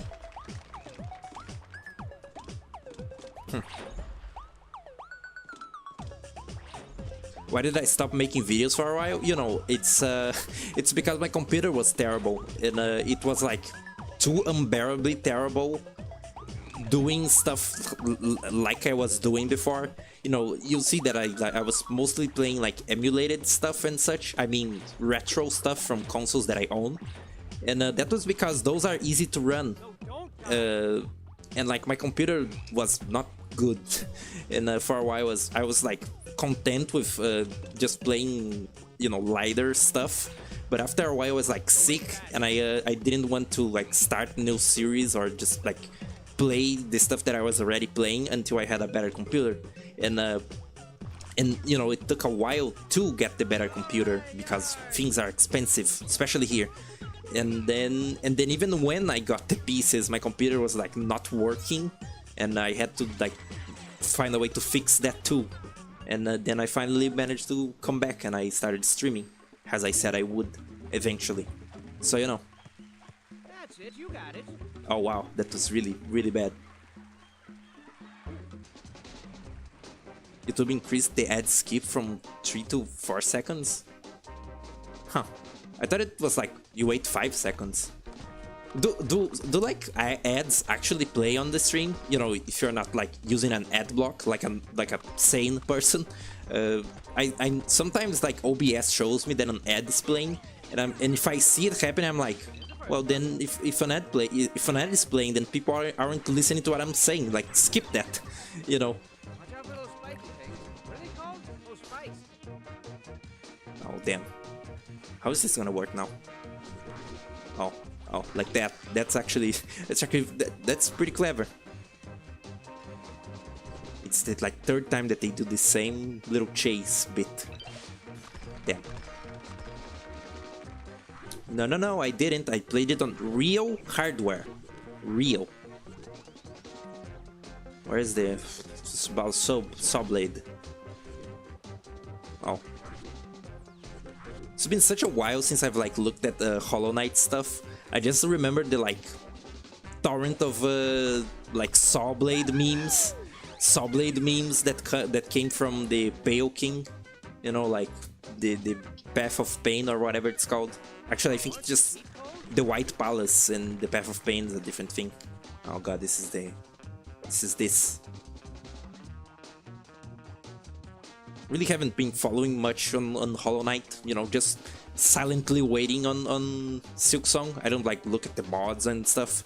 The mods are kind of like all Kaizo, it seems, because you know, it's a hard game, so the fans like hard stuff, but I don't. I don't like stuff that's not fun to play usually.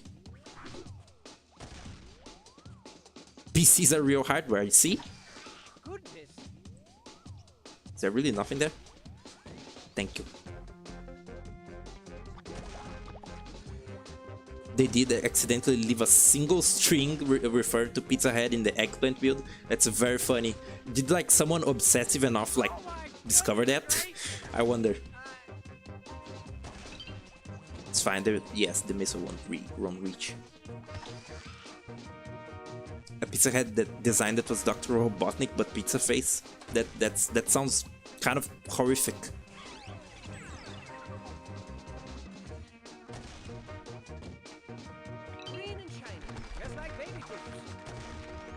You know, I never actually watched a lot of the Adventures of Sonic the Hedgehog cartoon. You know, the one that has the iconic Pingus Eggman.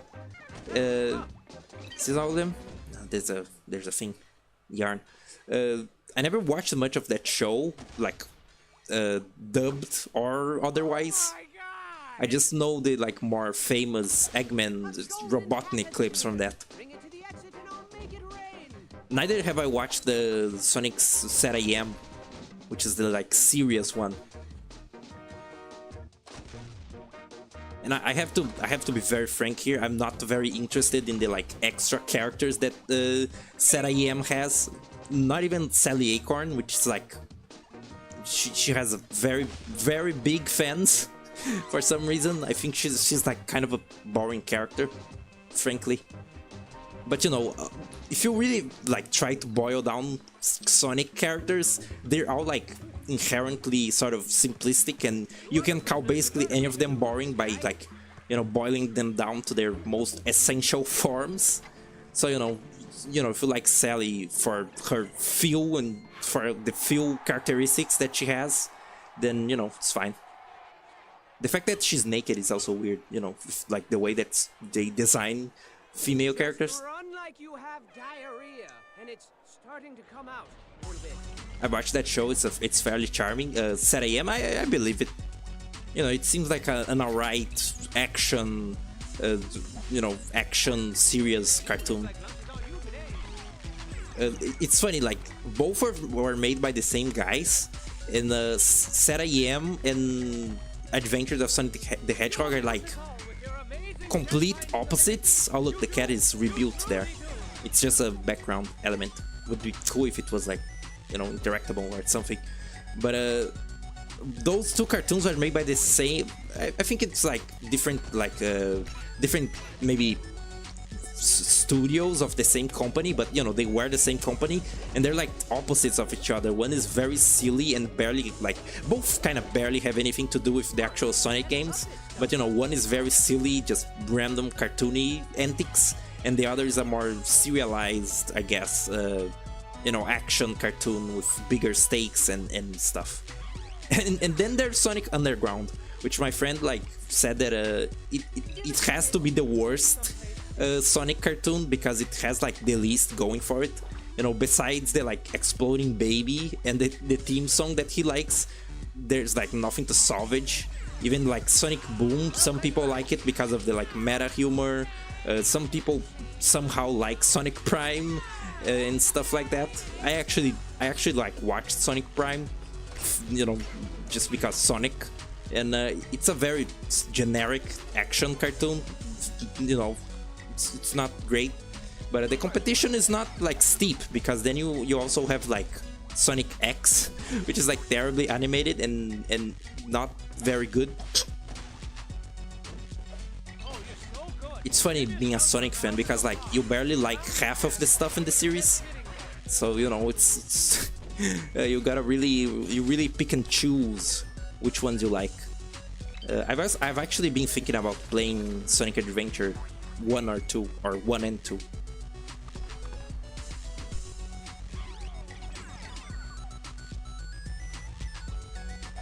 Damn. I don't think it's a good idea to read chat during a timed level. Just realize there's a spotlight on you at all times when you're playing like the time trial, because it's like the big finale act of your theater act. So you know there's like a spotlight. I could have trolled. I'm throwing for content. There it is. What's happening?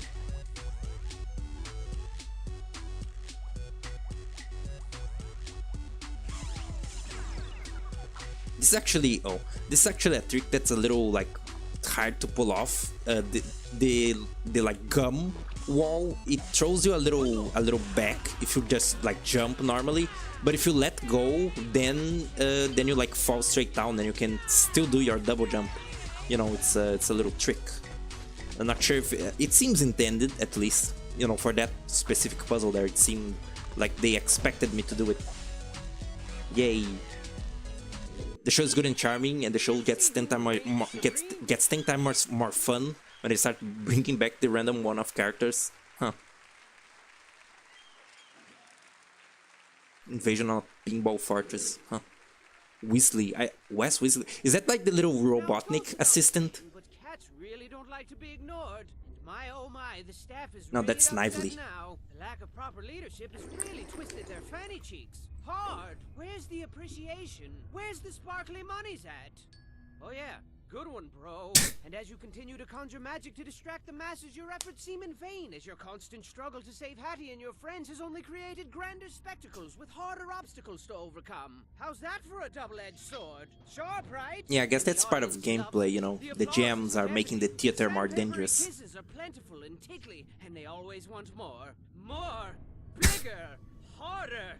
That's what she's... I mean, this place is turning into quite the impressive palace of horror now. I mean, you're gonna be up to your throat in cats and lasers like pew, pew, pew, pew, and spiky things like shing, shing, shing, shing, and bombs and explosions like bang, bang, bang, bang. So I'd stay on my toes if I were you, bang, because it's gonna be a massacre. A fun house of death, except three times as deadly. And to ice this little predicament cake of yours, the staff is sick of Hattie's bullshit nonsense. They're sick of him. Look how upset they are. Gaze in horror at the disorderly disorder.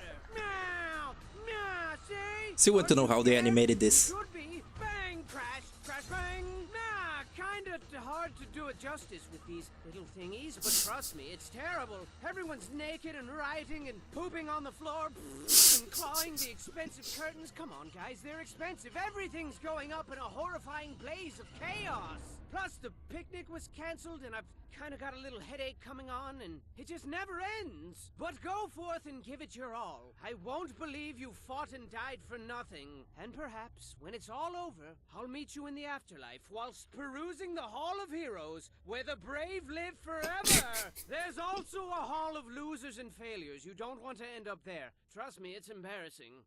Very good. Right, Wes Weasley is the like Mr. Stick looking guy. It's like the design is maybe, is it like actually inspired by that? Because it's a very funny coincidence. Look, Honey Hug is Nye, and they're all very pissed and they're naked and oh my god. Yeah, the theater is just like on flames now. Shame on Hattie Haddington. Yeah, this is like basically the ultimatum of the theater. And there's a vault. The like gum thing is like we will live here together. The gum thing is like Super Meatball style wall jumping. I still think I'm really like in the minority in not liking Super Meat Boy's controls, because I really didn't like what I played of it. You know, the actual Super Meat Boy, the one that's considered good, not, you know, like the Flash version that sucks. And yeah, look, the theater is like all empty now. It's all destroyed. And yet, the gift shop is just fine. It's perfectly okay. It's all right.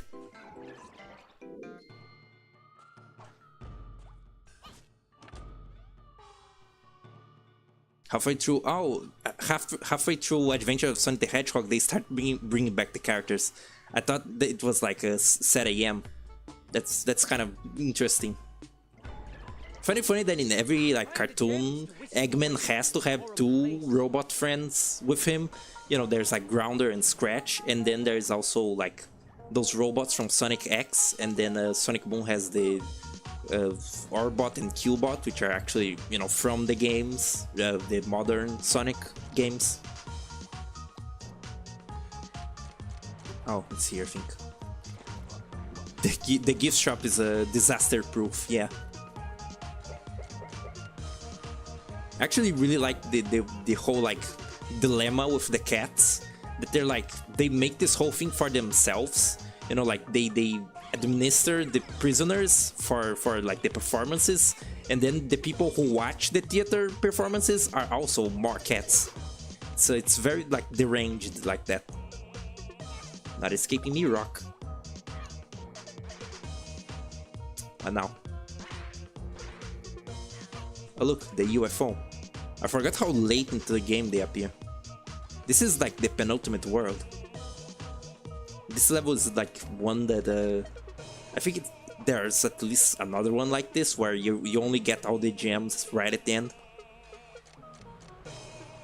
Where am I going again? What is this? Oh, right here. Yeah. Sonic Boom is also fun. I kind of can't get into that one. The whole shtick of it being like meta and self-aware, and it pokes fun at itself. I don't buy that. I think I can't enjoy that one. you know, I've seen the clips, the like more famous clips, and you know, they're funny little clips, like the whole blast processing thing that's actually being, you know, talked about from a character that's like basically a caveman, and stuff like that. You know, it has its little moments. Very recently, I actually saw like the clip of Orbot saying like. Imagine all the situations that can happen with the same 8 characters in like 4 locations. Like the possibilities are limitless, and that joke actually kind of, you know, resonated because I noticed that 3D like action shows, or just, you know, generally 3D shows, really are like that, you know, because their models, they have to reuse so much stuff, and it's kind of sad, you know. Again, when I like see bad animation or like, you know, poor stuff, you know, poorly made stuff, I think like, oh, this is bad, but I also think like, damn, I know why this is bad. It's, you know, stuff it's hard to make. 3D shows are, you know, hard to make. There's budget and stuff like that. I'm actually very impressed that like, oh, hello, you good? Thank you, Airphone. I'm actually impressed that like Jimmy Neutron is a thing. It seems like fairly varied for, you know, like a 3D show, a very early one. I guess they also like reuse a lot of the like city areas and characters. Yeah, it can be annoying. Sonic Boom can be annoying. It's cheesy. I actually like the. It's in that show that they make the joke like, I thought your middle name was the, you know, like Sonic the Hedgehog. That's a good joke. There's an episode about Justin Bieber. There's also an episode about Christian, which is like weird. They make like an episode about like an obsessive fan, and they actually go as far as to like make a Blue Arms joke, I think, which is weird. I wouldn't think that an official source would like reference something like that, because the like Christian thing is like actually disturbing. You know, it seems like something your brand should, you know, run away from screaming and like make no no sort of acknowledgement to it. At least, you know, I'm thinking here from the like stance of an actual brand. You know, it seems like something that's, you know, outside the realm of, oh, silly meme, and like something that's actually kind of like bad. You know. And I'm not even talking about the like more recent stuff that, you know, that person did. I'm just talking in general. That whole like that whole thing is really bad. They made that episode before it got really bad. Now, you mean in like it got really bad in like writing quality, or the animation got bad? Because I know that like season 3 or something, the animation like takes a big dip and it just looks like shit. Which, you know, it looked okay for a 3D show early on, I guess. It didn't look great, but it starts looking like an actual PS2 game. Where am I going? Here I am, getting lost at this game. I said this would never happen. Yeah, it's here actually.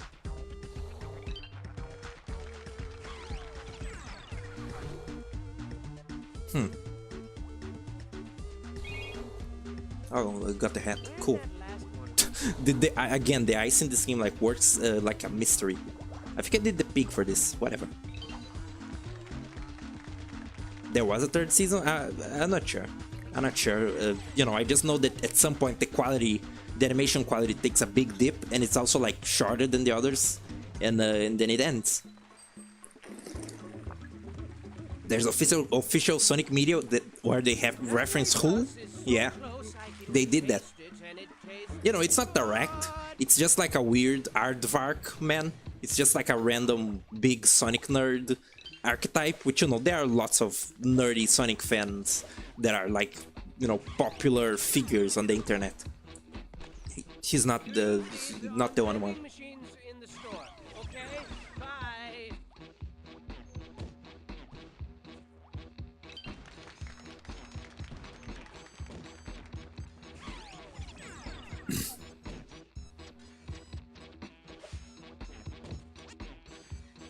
I thought that, oh right, the blocks on the Switch when you're in the way back.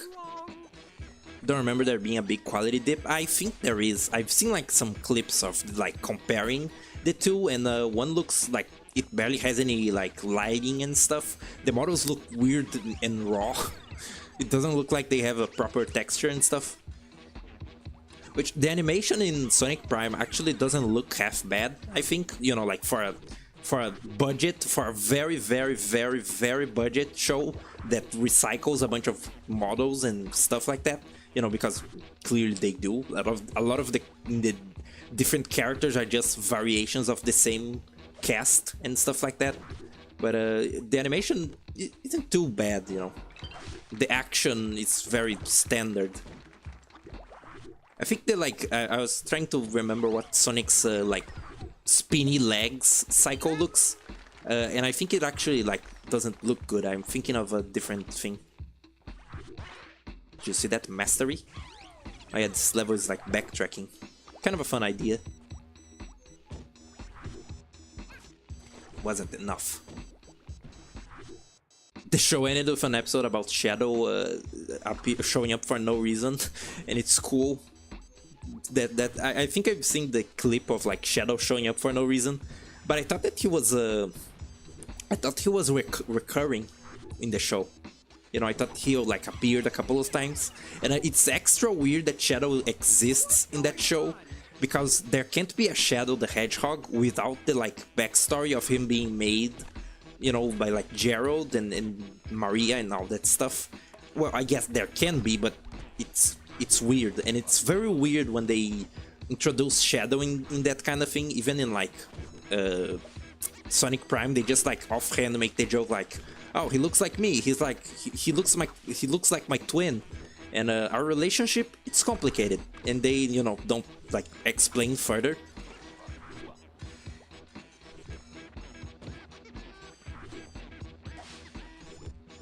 Eggman worships the ground while every other villain is confused.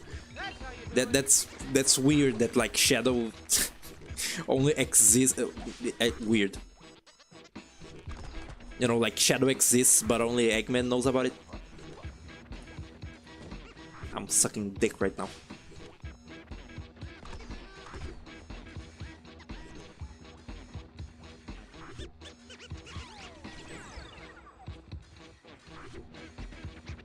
Is there an episode about him being the ultimate life form? It's honestly kind of weird. The characterization of Shadow is kind of weird after Adventure 2.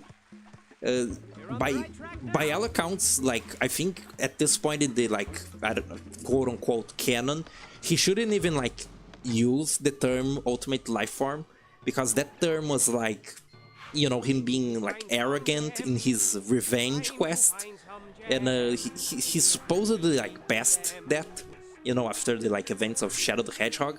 There's lots of aspects of Shadow's character that they just backtrack on immediately, because he has to be on the like status quo of being a sort of rival for Sonic. You know, they have to fight every time they meet for reasons, you know, marketing. And it's weird. He should be, by all accounts, the most like well-developed character, but because Sonic is such a mess of a franchise, he can't be. I do really like in Adventure 2 when Shadow says like, "I'm the coolest." It's a very good quote. It wasn't until like Shadow the Hedgehog that they started making him like be edgy and like brooding, really brooding at least. In Sonic Adventure 2 he was kind of a dork, and I like that. Can I can't. He was a very cheesy villain, and at the same time I was like I was like thinking about this. He's like so silly in Adventure 2, but at the same time his plot is like so grim, because the whole time he wants to like destroy the entire Earth, and he's just like working with the others to further his goals. He basically like even tricks Eggman, saying like he wants to help Eggman like dominate the world, but you know, it's not true. He just wants to kill everyone.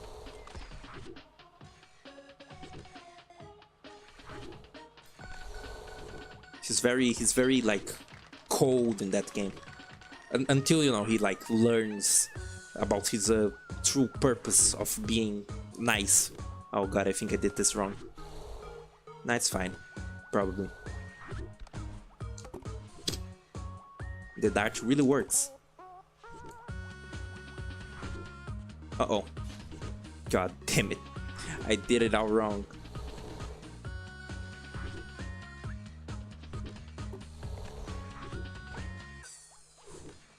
Eggman calls him only the second most popular character in the canon. Silly. I guess he is like one of the more, you know, more popular characters, at least.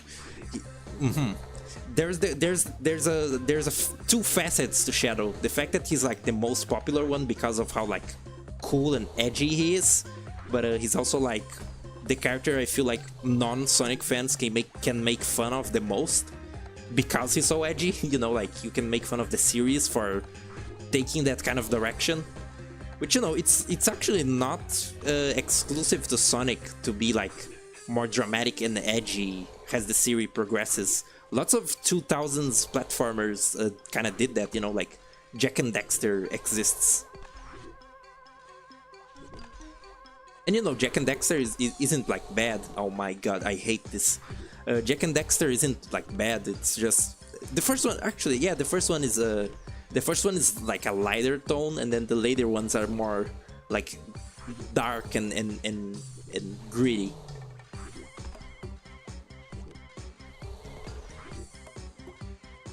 This is great gameplay right here.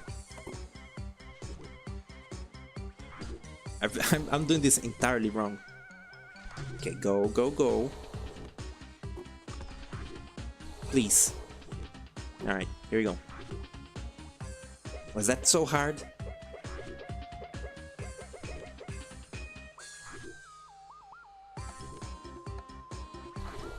I think I also saw another thing about like Sonic Boom, which is in the like Brazilian translation, the guy who voices Shadow is like, it's a guy that usually voices like old men, so he just sounds like an old man, which is kind of funny because Shadow is like 50 years old.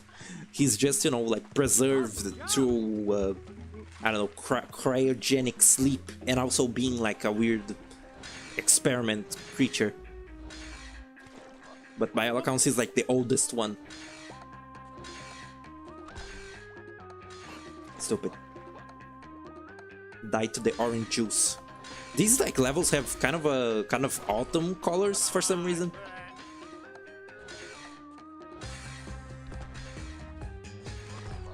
I really didn't know that like Shadow is only in one episode. I to be real, I thought he was like a regular in the show. A regular show, no, like, you know, a recurring villain. I'm just now learning that he isn't.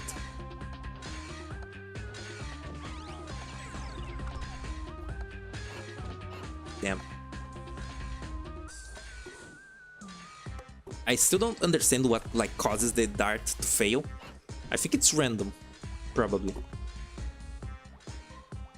There's like I think at a certain angle it has a chance to fail.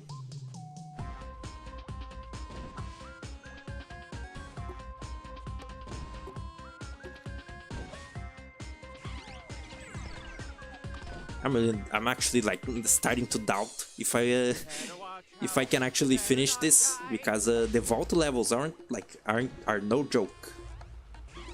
They're a little stinky.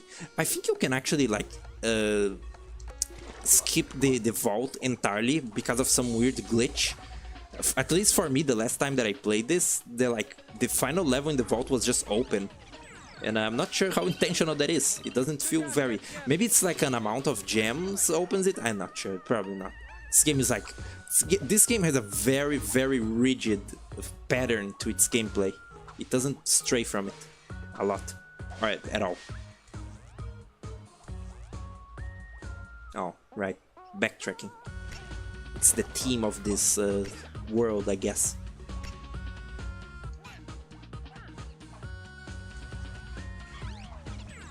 Look at that cat like coming in at light speed.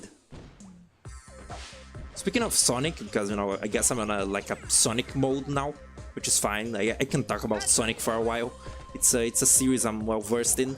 But ever thought about the fact that like the two like main cat characters in the franchise are Big the Cat, who's like a big like fat useless cat, and the other is like Blaze the Cat, which is like a fire princess. It's kind of funny.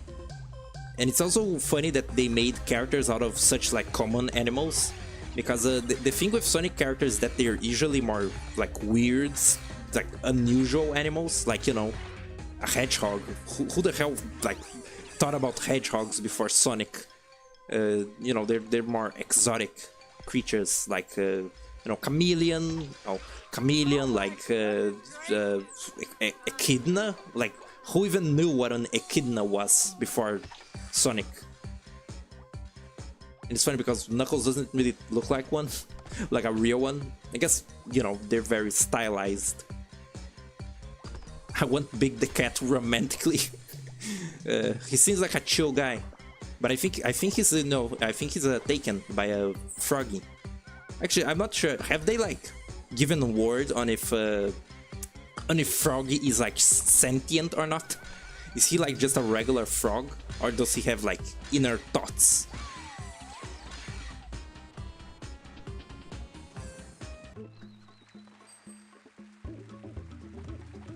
Frog is just a regular frog. So many like Sonic Flash animations that involve Big, like do that same kind of like joke that he's so like obsessed with finding Froggy in Sonic Adventure, and I guess Heroes also. It's kind of his one character trait that he wants to find Froggy.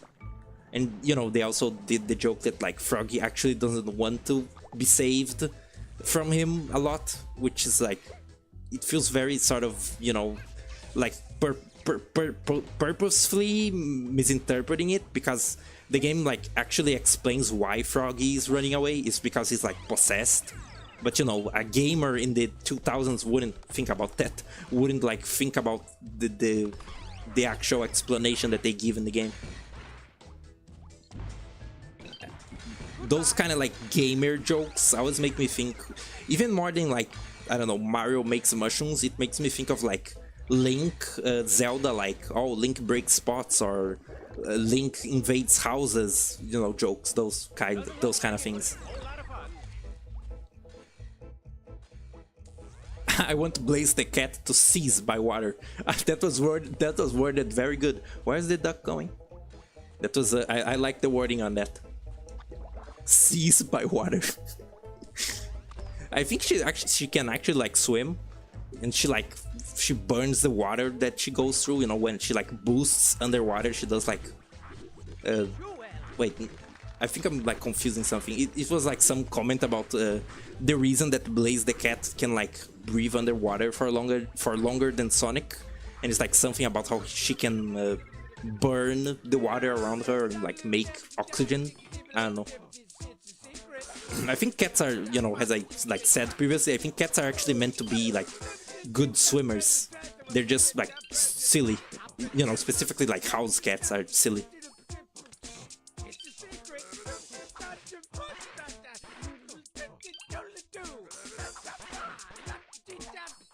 I want that fat boy. You're a BBM warrior, you know, like BBW warrior. Or BBC, you know, cat. BBC is actually the name of the channel. Have you guys ever heard about the like BBC Urusei Yatsura dub?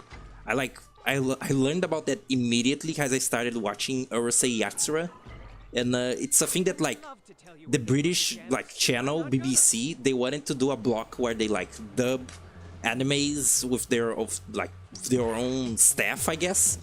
It has like, I don't know, an experiment in how people would react, and one that they did was dubbing like 2 episodes of Urusei Yatsura, and it's very funny. Look it up.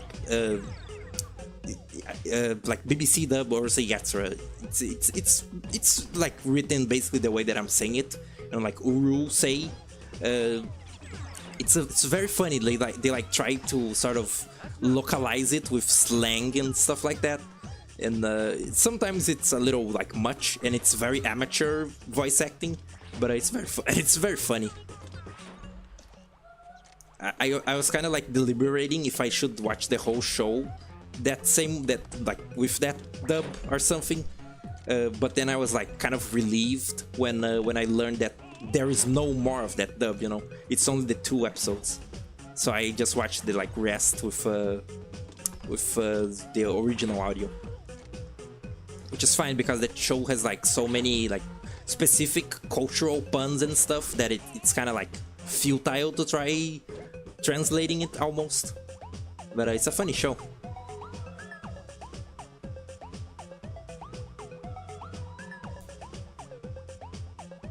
Is BBC saying the UK ain't bad?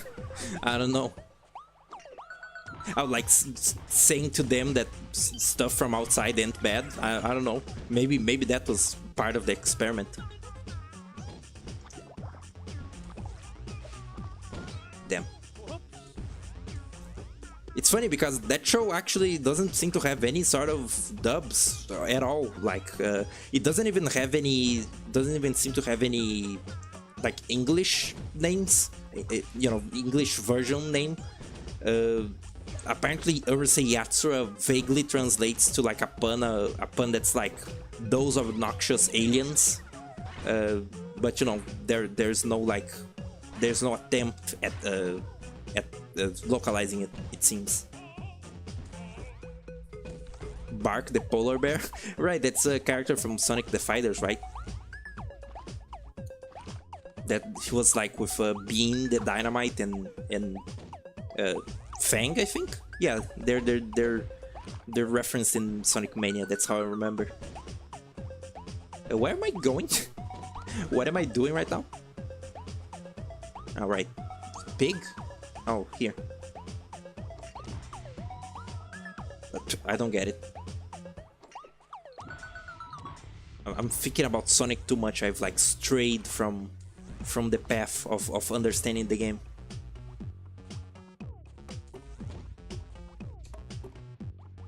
That's how gravity works. That's how like darts, suction cup darts work. How far are you in the game? This is the penultimate world, but it seems that I'm experiencing difficulties here. Right, so there. Huh.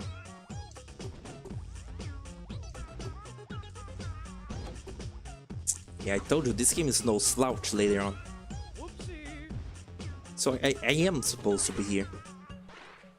Then why? I didn't like press that. I'll just restart and like pay attention to where I'm going. He's stuck in the classic Sonic dimension with Mighty and Ray. Yeah, they only they briefly did that like missing poster joke in Sonic Generations with Mighty and Ray. Before that, Ray was only in like that trackball Sonic game, right? Like Sonic Triple Trouble or something. It was like an arcade game and was top down, and you control it with a ball controller. And the only other place that Ray's in is in like the comics and in Mania Plus when it was made. Now here, of course. Oh, it's a good level right here.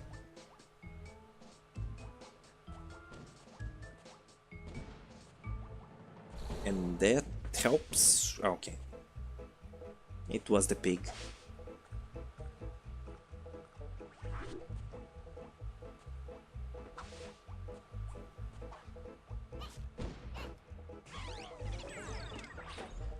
Did I do this like in the completely wrong order before?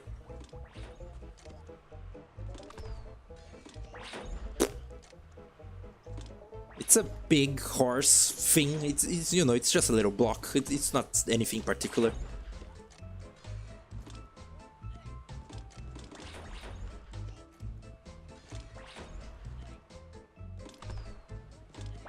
Wow. Seriously? My speedrun, man.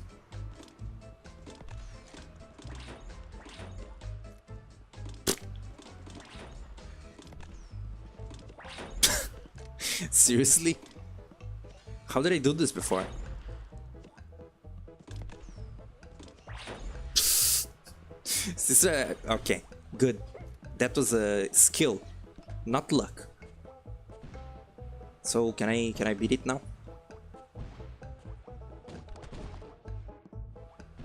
Alright, that's what the jetpack is for. How did they expect you to do that, like, times to get the A pluses here? It's not like this is like a precision platformer where, you know, it's hard as balls, but you can also, like, it's a tiny level, so you can try a small section many times. Looks so good, it's skill. Okay, now I think I have to go, like, all the way up. My throat is starting to, like, give up on me. Probably somewhat like due to the cold.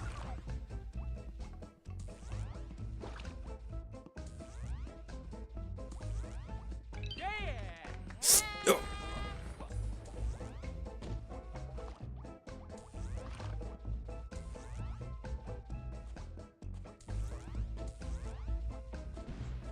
Alright.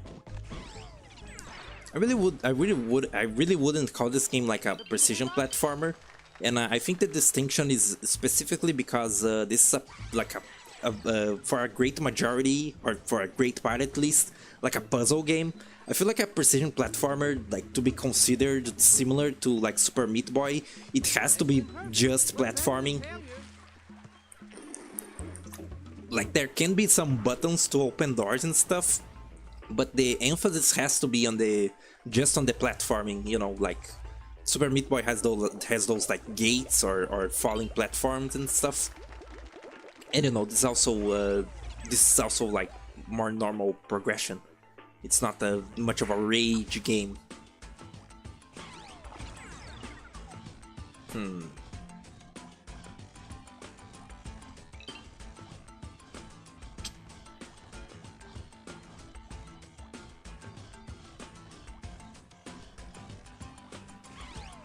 Which, oh, 7, 8.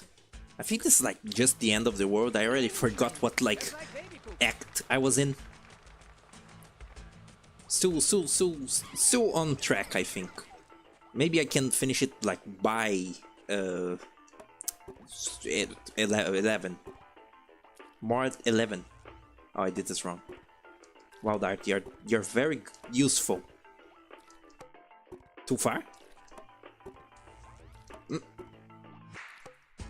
Bad RNG? Yeah, I guess that's just luck. Good to know. Very cool. I never said this game was perfect, nor that I was perfect at it.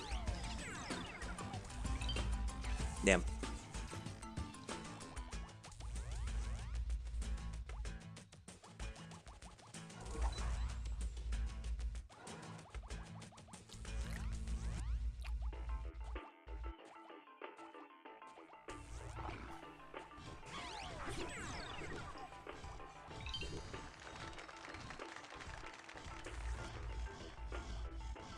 Hold on, I'm cooking. I'm cooking up a topic. Oh my god, he jumps. This is a very hard level then. Oh, I was meant to do this maybe? No? I just meant to go back. Good.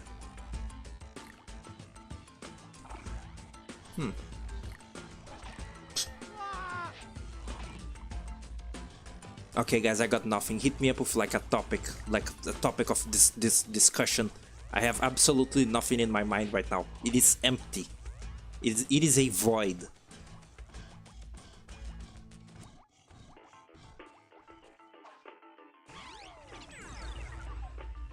We're doomed. The stream is doomed.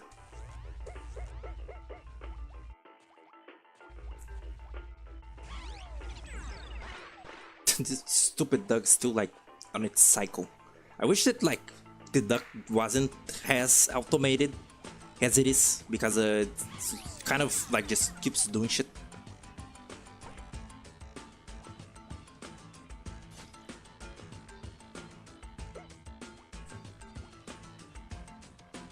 Hold on. The topics have arrived. I just need to pay attention to the video game a little bit.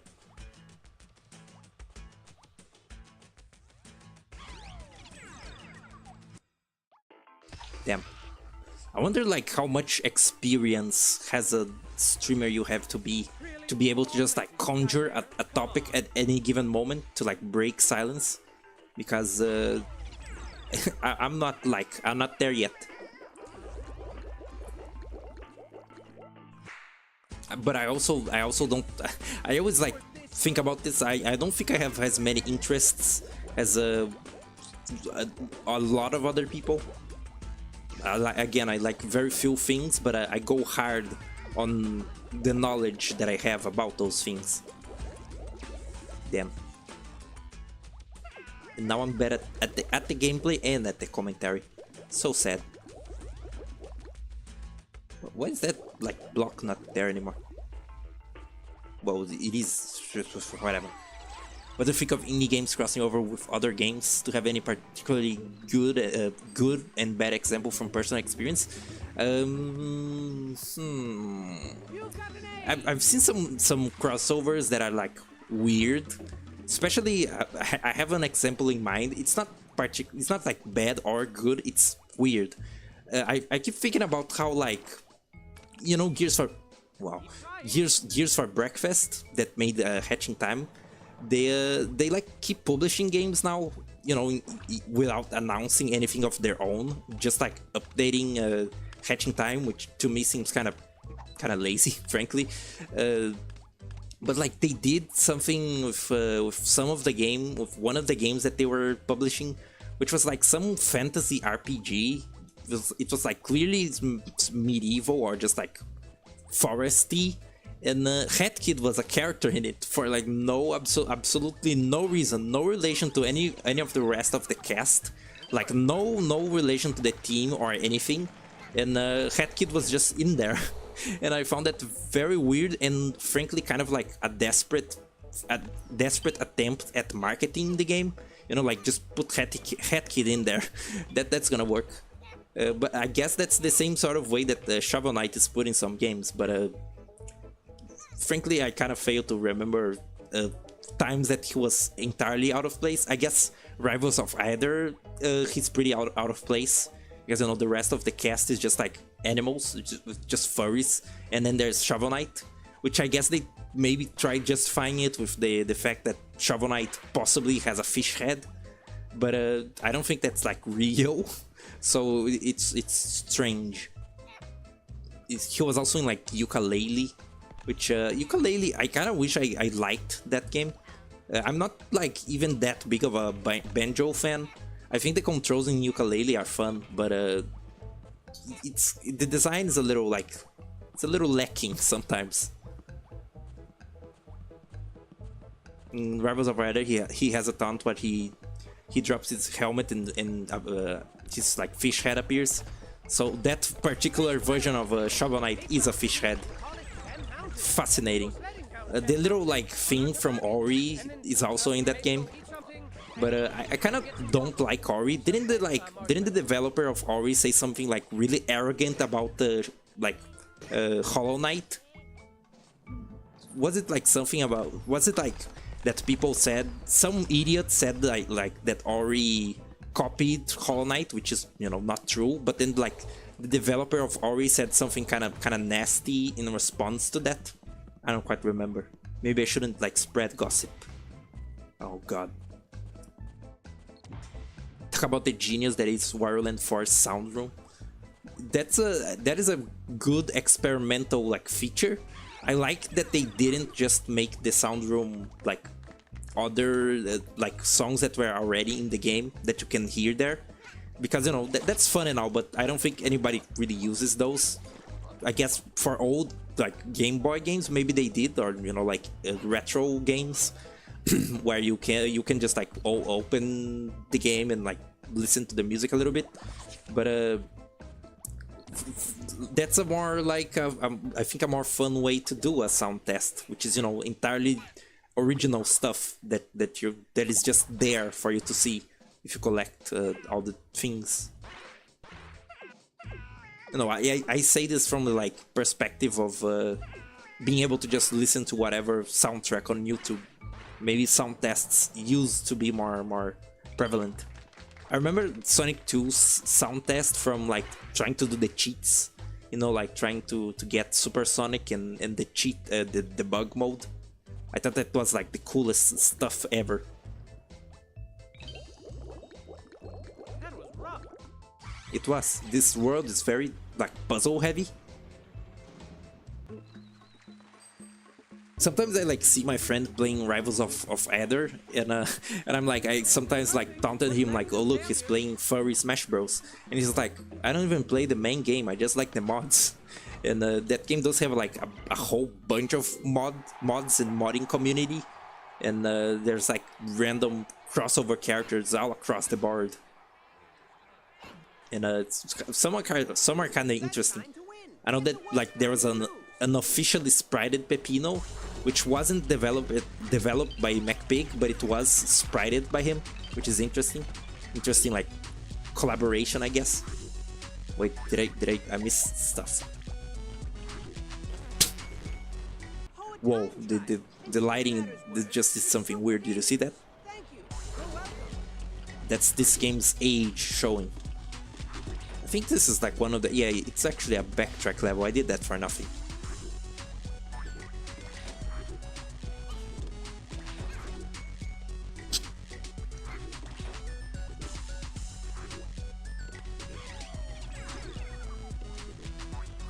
What other like indie crossovers are there even? I sometimes, occasionally, I'm reminded of the existence of like fray makers, and I think about how like limited that roster is. The like character picks are really weird. There's like that platypus thing, or like a muscular, yeah, I think it's like a platypus or a duck.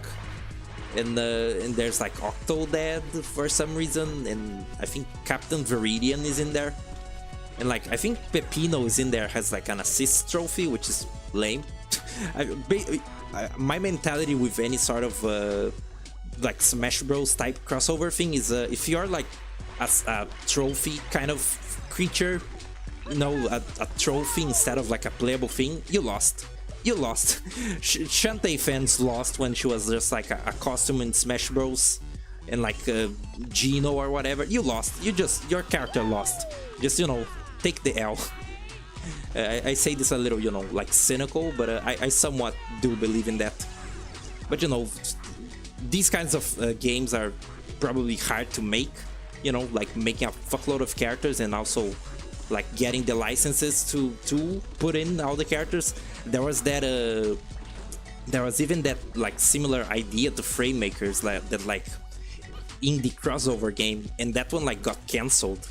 I forgot the name now. I think it was like Indie Rumble, and in that one like Peppino was actually meant to be like playable, which made me like we like put it in a more positive light in my vision. But you know, it got canned probably because of, you know, the development problems, and like maybe getting the licensing as an indie game.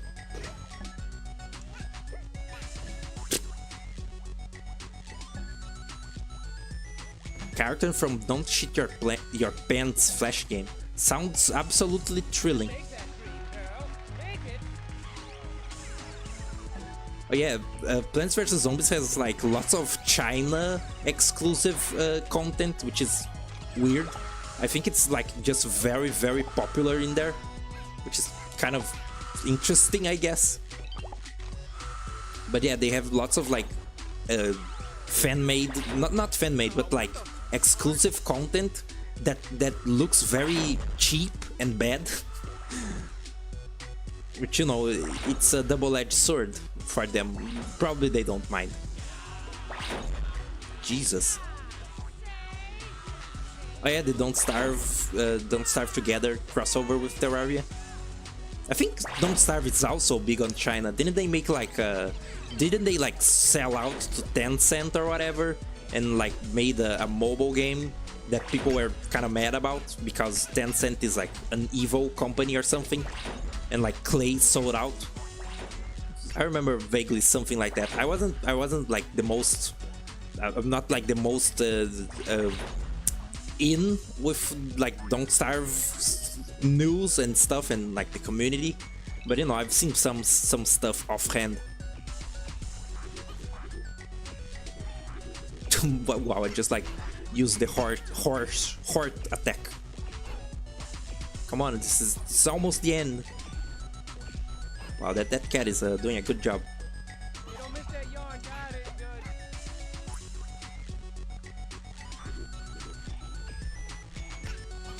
I guess that doesn't hurt him or whatever. You got him all. Big help.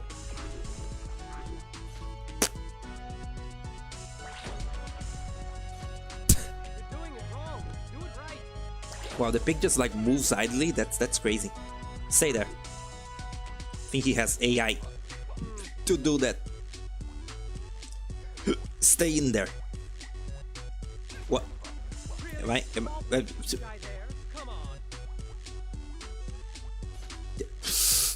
Okay, this is getting silly now.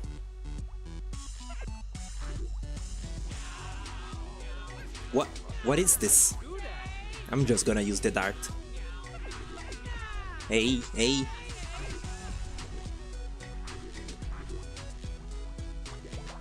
I have the bubble on. Ugh. What is with this? This is, if I time out here, this is gonna be very comical. Wow, the song ended. That mobile game is like dead. Good! Get the key or seize. Mobile games really like fell off, didn't they? Very sad stuff. There used to be like fondness for them, and I guess there still is from like Zoomers. And I say this has a Zoomer. But things have really gotten out of control here. You've all quickly gone from precocious, lovable scamps to problematic liabilities. How ridiculous. Are we truly the only sane people on this twisted island? Or perhaps we're the crazy ones, and they're all sane. What a twist that would be. No, that's impossible. These guys are bat whoop crazy. We gotta get to Hattie ASAP. As soon as we're home like a bullet. Mega supery fast. But you gotta get through that vault and get that key first. And this particular vault is more dangerous than telling a girl she's chubby. Oh my god! I know, right? It's a poop-inducing nightmare in there. You're gonna be killed until you're dead. But, you know, put your big girl panties on. Everybody has problems. And not to add another ingredient to your rich, chunky stew of personal problems, but the staff's out for blood now. And they mean business. Their spirits have grown far too weary, children. And a weary spirit requires sustenance. Rich, buttery sustenance. Sustenance is only sustained by killing Hattie and starting this insanity all over again with a new person. What a counterproductively futile charade this is. When will they shatter their shackles of ignorance to transcend the bane of their self-afflicted misery? When will they stop being stupid, crazy, dumb jerks? Everyone's kind of sick of it. But I guess there's no reasoning with madness. Or cats, for that matter. Seriously, try talking sense into a cat. They just stare at you with their lifeless, patronizing eyeballs for like a couple of seconds, and then they just walk away. And then you're like, don't turn your back on me. And they're like, nah. And then you're all like, and then they're all like, nah. What it is, I guess. So are you ready for the most importantly important mission of your entire life? I hope so. It's time to show these guys they picked the wrong boat of friends to tangle with. Just hold on a little longer, homie. We're coming for you. It'd be nice if you could meet us halfway, but, you know, whatever. Nah!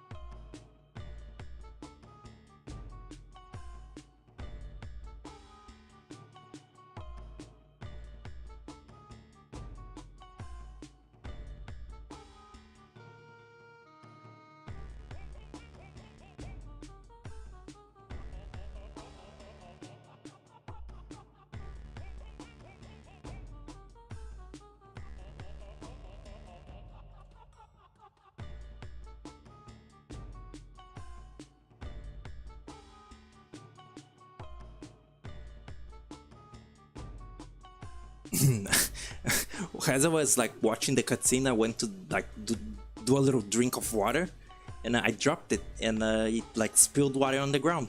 So I had to go get like a rag to clean it. But you know, back at this.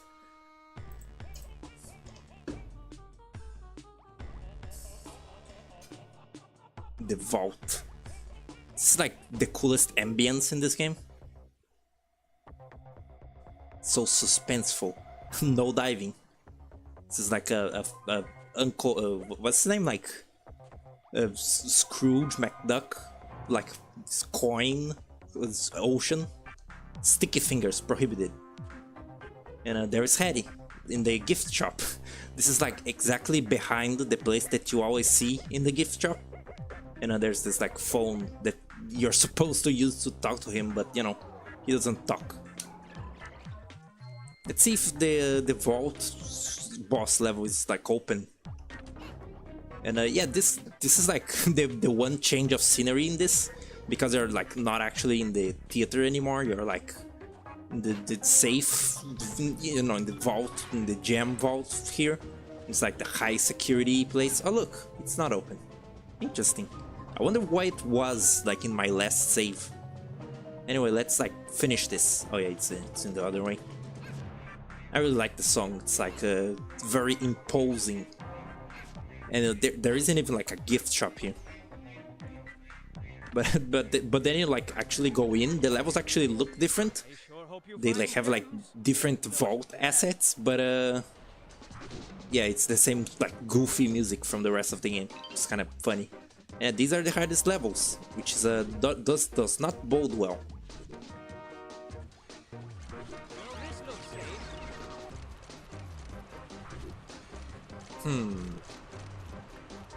This is what the average gamer calls a puzzle.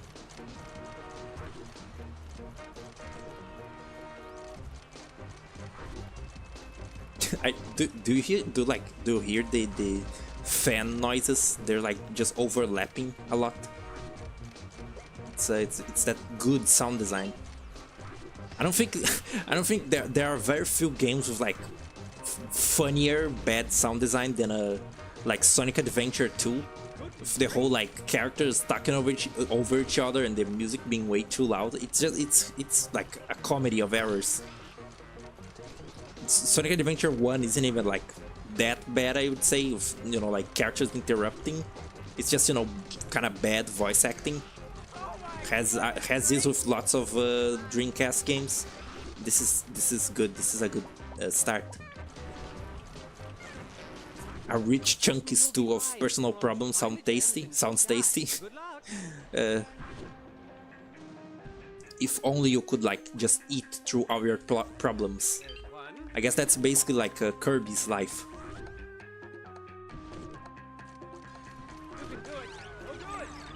I started like playing Kirby 3 on the channel previously, and then just like forgot about it. Maybe I could like actually finish a Kirby game, because I don't think I ever like did even one, you know, like even one Kirby game all the way through.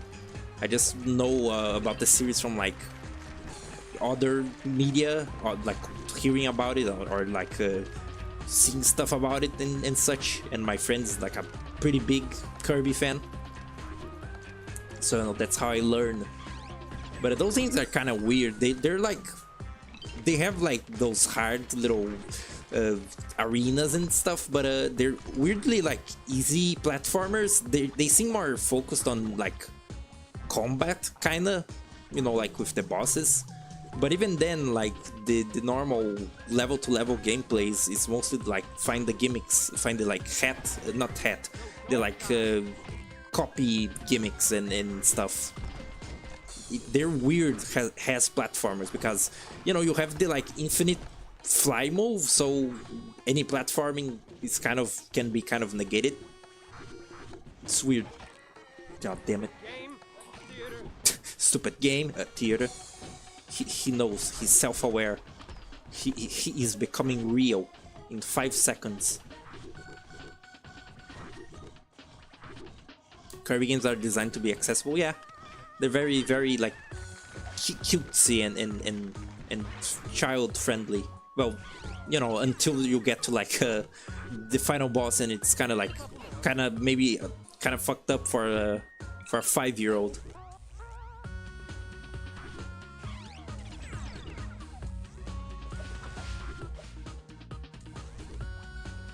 Still don't know what's up with this like little cloud thing here. Why is that there? There isn't anything here. Ever played Pico's School? That's a Flash game that I never played. I know about it. I didn't even know what a Pico was before, like, you know, he got popular through appearing in Friday Night Funkin' and that whole kabang. I had no idea that like Newgrounds had a second mascot besides the like Tank Man.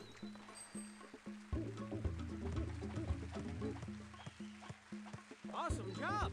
Being accessible is why they put the like ball busting bonus levels after you beat the game. Yeah, that makes sense. The like true arena stuff in Kirby is like so like over the top and crazy, like, you know. I remember the Kirby like 3D, what is it, like Forgotten Land, the one that is 3D. The like True Arena has the final boss do like some crazy shit, and you like beat it with a truck. I've seen also the like Void Termina fight from Star Allies, I think.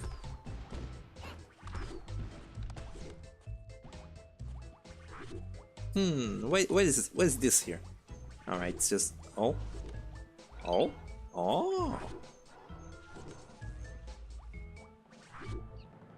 Yeah, they didn't hide the fucked up stuff in Kirby Forgotten Land, whatever. Because I guess like stuff like the... What is it, like 02 or whatever? The like evil eye in Kirby 64. That's for getting all of the crystal shards, you know. It's a 100% boss that you know, little Timmy wouldn't find like easily, but Facto Elphilis or whatever, that like evil the Thing creation at the end of Forgotten Land world, whatever.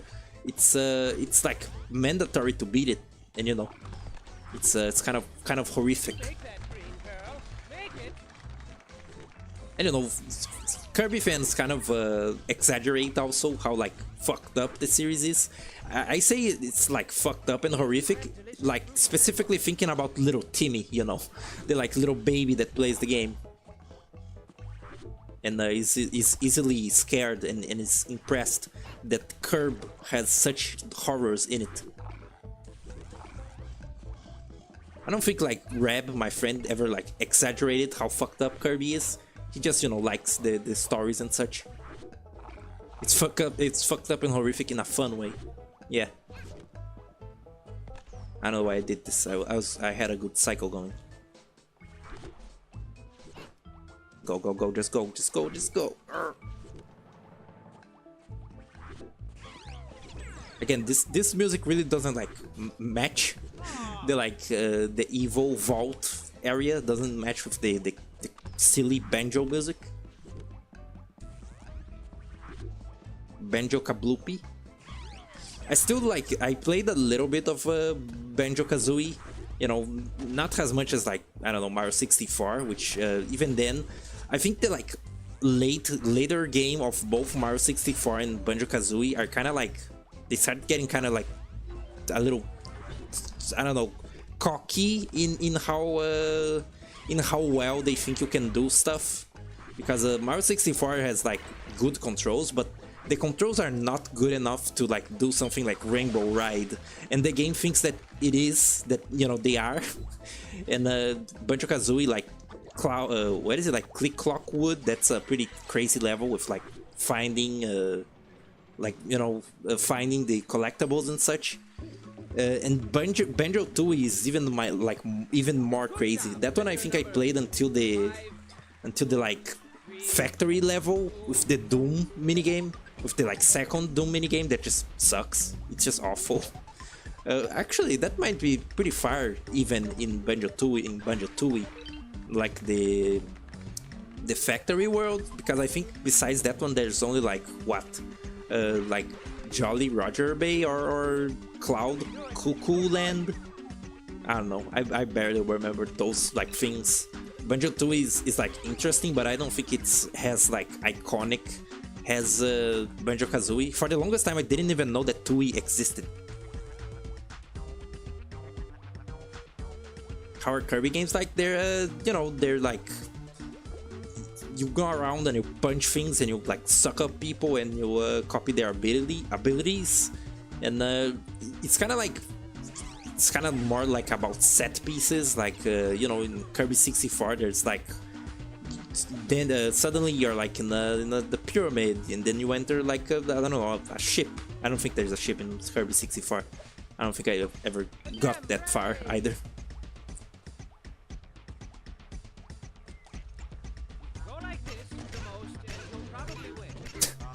Go like this the most. Stop. Go down. Alright, it's that.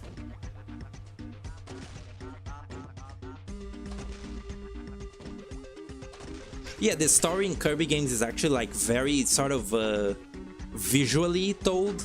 Like in Kirby 64 you have those cute little intermissions where the characters are like just doing hijinks. And you know, there isn't like spoken dialogue, I think. Oh god. And then, you know, there's like I think the Star Allies, or and maybe even like Return to Dreamland or something, they have like pause screen lore. Like if you pause the game and read the description on the current like level, they tell you like some backstory. Like, you know, that's how you learn about what Void Terminal is about and stuff like that.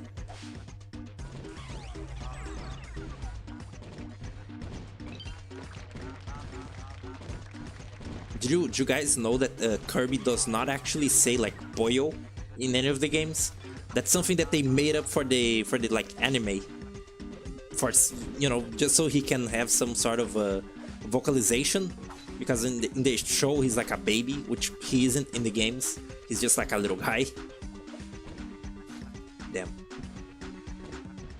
I also like recently heard that like Kirby isn't actually meant to be like the dark matter or whatever, which my friend had previously said that he was. I don't know. It's like he's just there's something with like Void Termina and him reincarnating as Kirby, possibly. I don't know. Yeah, Return to Dreamland like Switch version had like a mode where you play as Magolor, and the like takeaway of the story is to like, it's to like justify the collectible, what is it, the like crystal apples from like a 3DS game. Isn't that the thing that there's like weird crystal fruit that he sells or something? It's very, very weird. What now?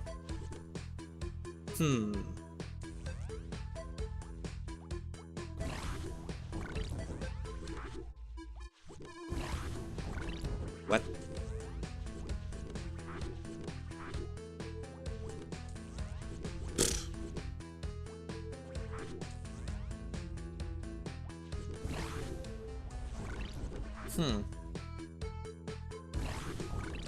Is this a cool moment? Cool functional game moment? I missed that one. Okay.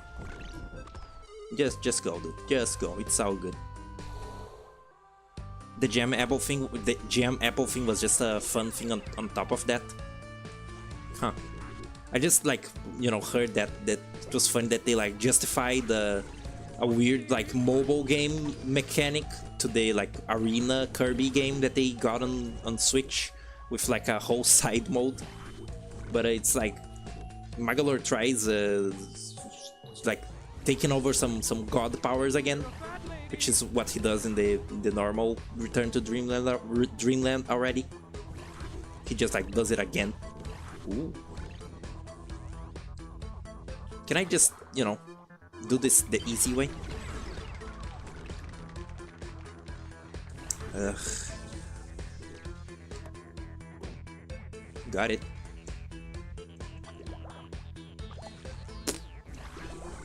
Damn.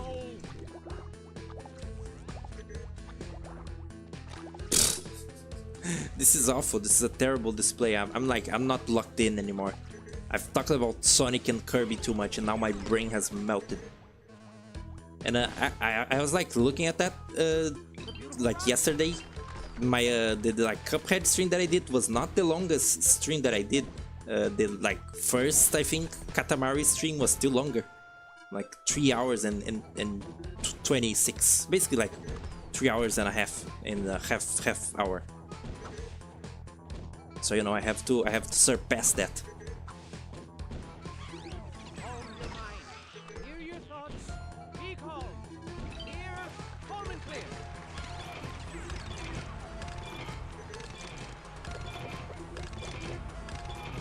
Liking this sound, this repetitive, like boinging sound. Exquisite. No, for the longest time I really thought that Castle Crashers was like a PS2 game, which is not true. It's actually like a PS3 era, like PS3 360 era game. But and you know, Alien Hominid is actually the one that is a PS2 game.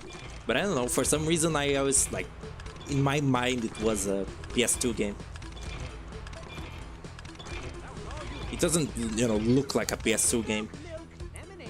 Though, you know, it's a, you know, basic Flash game-ish look, so it might as well be on the PS2. What am I doing with this?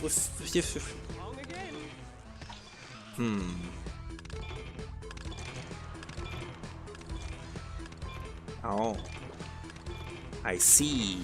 I think therefore I am.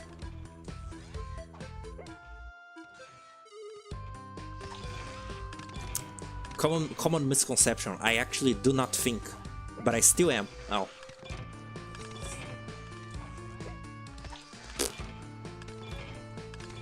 Is this actually what I'm meant to do? I'm not quite certain anymore. I guess it is. I don't remember these levels, and I think that's because, you know, I skipped them when the last time that I played the game. I just did the thing, just, you know, went straight to the end. And can you blame me? Look at this. Yeah, that ain't happening. that golden hat ain't happening. I hope this duck stays there. I thought the duck was meant to like lift you up if you like get close to it. You know, it does the like co-op move, basically. Yeah, there did it. Whatever. It's actually a very difficult game to commentate over because the levels are like, they're good. You know, the gameplay is good, but these levels feel like they're like made in a can. They're all like very similar. They're like canned levels. And everything's coming together like butt cheeks. Thank you, narrator. Oh. Oh my god! I died in the like orange, not orange, like the lemon drink. Isn't there a thing there? What was that?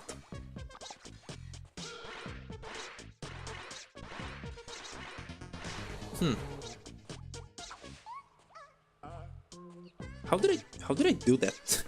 What did I do to like activate that thing that I did?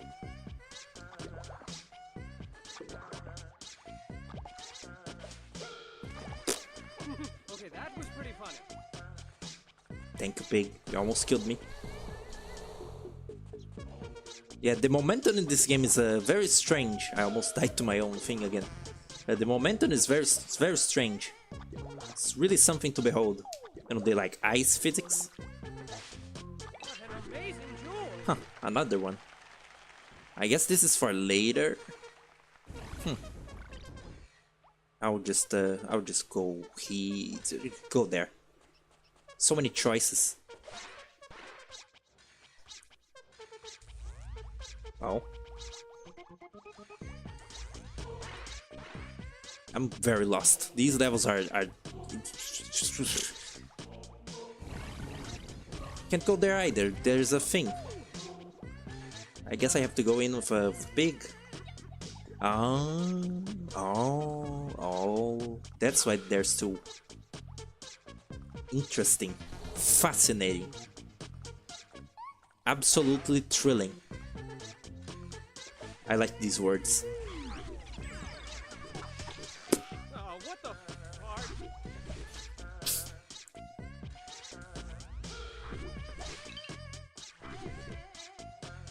This song really ain't helping either. It sounds like weird crying. Hello?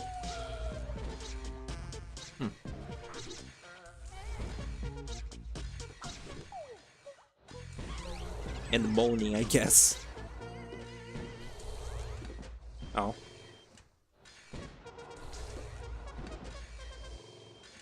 A yarn, yay! I like how the narrator's like level of enthusiasm is completely random due to the like random nature of the like voice clips. So sometimes he might be like absolutely thrilled by the yarn, and sometimes he's just like, oh yeah, good yarn. He's so silly.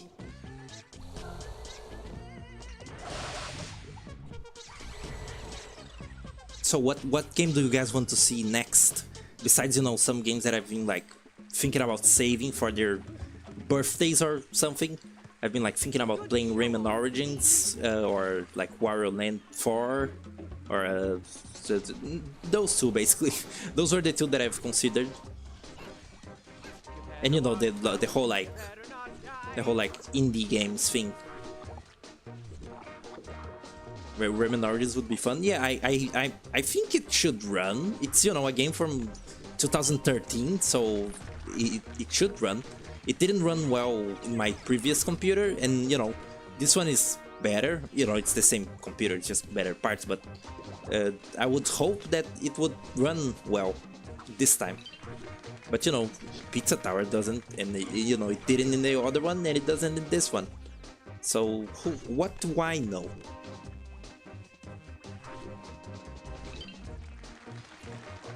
Yeah, all the voice acting in Rayman Origins is like big Latin. It's just like, what is it? It's like you skip the first word of a letter, and then at the end of the letter you say like the first word and A. Like type it in chat so I can like so I can say out loud an example. I have to game here. Yeah. WireWire Inc. Yeah, the Game Boy one. Once I get like a Game Boy game, I could, you know, start getting on more Game Boy games like I don't know, Metroid Fusion. I never played that. I played a little bit of Zero Mission, but I already like watched it be like entirely played. Troglodyte Day, yeah, that's how you would say Troglodyte in Pig Latin. And yeah, that's a pretty funny detail that they did for the like NPCs in that game, because there are barely any, and they like don't say anything important. But it, you know, it's a cute detail, and then Legends just has like normal voice acting at the start, with a very boring narration and a very boring story. That's just like you going through some paintings and shit. Origins at least had a little bit of plot that they like told through a funny cutscene at the start. That's entirely visual, you know, the like whole like wake up the dead thing and stuff like that. I don't need to do this whole spiel again, especially because I'm not playing anything Rayman related. I already have that like one Rayman Redemption video where I like shit talk Rayman Legends for a while, which is funny because immediately after I like did that, I started like evaluating my my love for Origins and Legends, and I started remembering that Origins is also a little flawed sometimes, but Legends is also flawed. Fuck.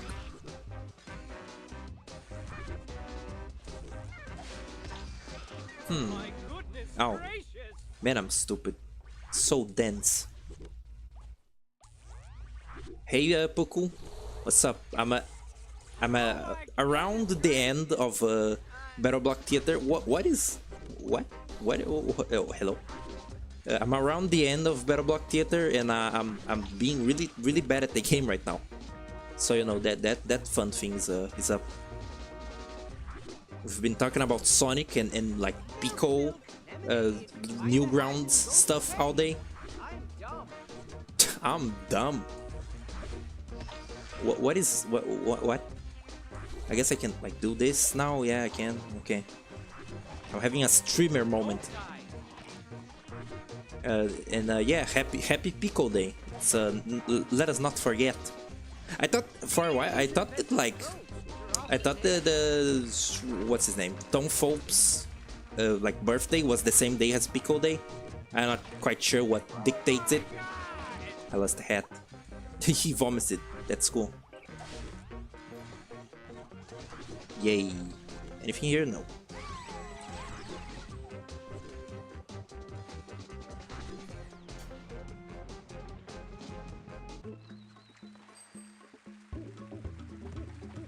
Is this... No, this isn't. This is like Act 2. I think that there's just like some like maybe a half hour of game left here. If I like lock in, maybe there's like a secret here that I can use to skip some of the game, some of the levels, some of this act.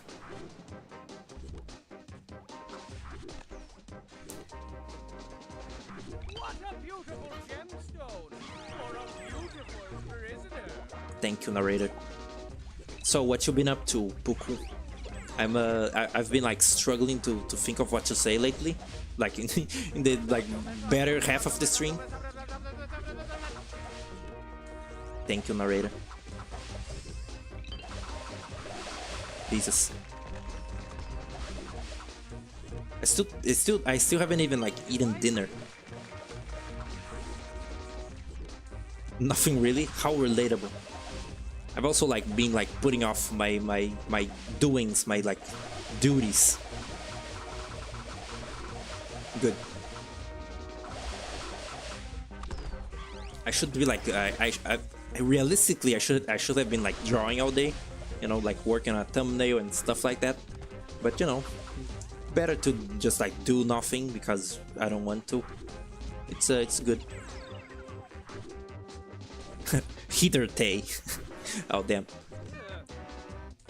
I have like such a bad like multitasking brain that I can't even like actively think about Pig Latin while doing something else, and like that's the most like easy like fake language, not like fake language, just like fake code language that you can possibly make. Is this for reals?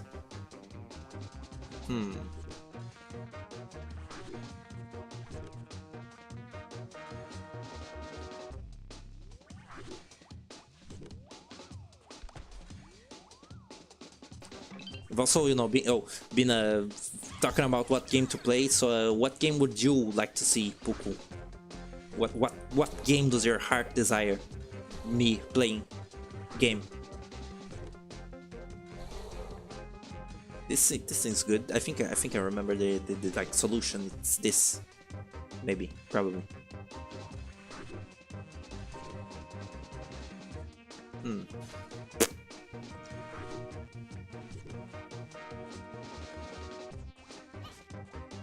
I've been really like, I've been really wanting to play Mischief Makers. I like rewatched the like Running Shine Mischief Makers video because I love Running Shine. And even though like I there's like the broad strokes of the game, I still feel like I don't understand that game entirely. Like, you know, I feel like playing it would be pretty hard. Oh my god, I feel like playing it would be pretty hard actually. There's like some technical stuff. The music stopped. The day the music stopped. Yay, it's back. Decent. Oh my god! Decent Castle Crashes have pretty like bad music loops. Okay, good. Now just jump, just jump. Oh boy. This is the kind of gameplay that's going on here. Rage moment? I'm not enraged yet. My rage is not this mild, and I try my best to remain mild. Wait, then I can't access the bird. If I've ever played Pikuniku, I didn't, but I know what, you know. I know what it is. It's that like little, it's like a little leg man game, and there's like an evil looking scientist dude, and he offers like free money, and then you like do stuff, right? I think I saw a little bit of gameplay of it, but I didn't like look into it much, and I remember now what to do. It's this. I remember it was like the tree positioned together. So yeah, that's our recommendation. The Pikuniku, the little red fella. I could, you know, look into it. It doesn't seem like too expensive. You know, the kind of game that would be too expensive. It is an indie game, right? It seems indie-esque. It's now a precision endeavor.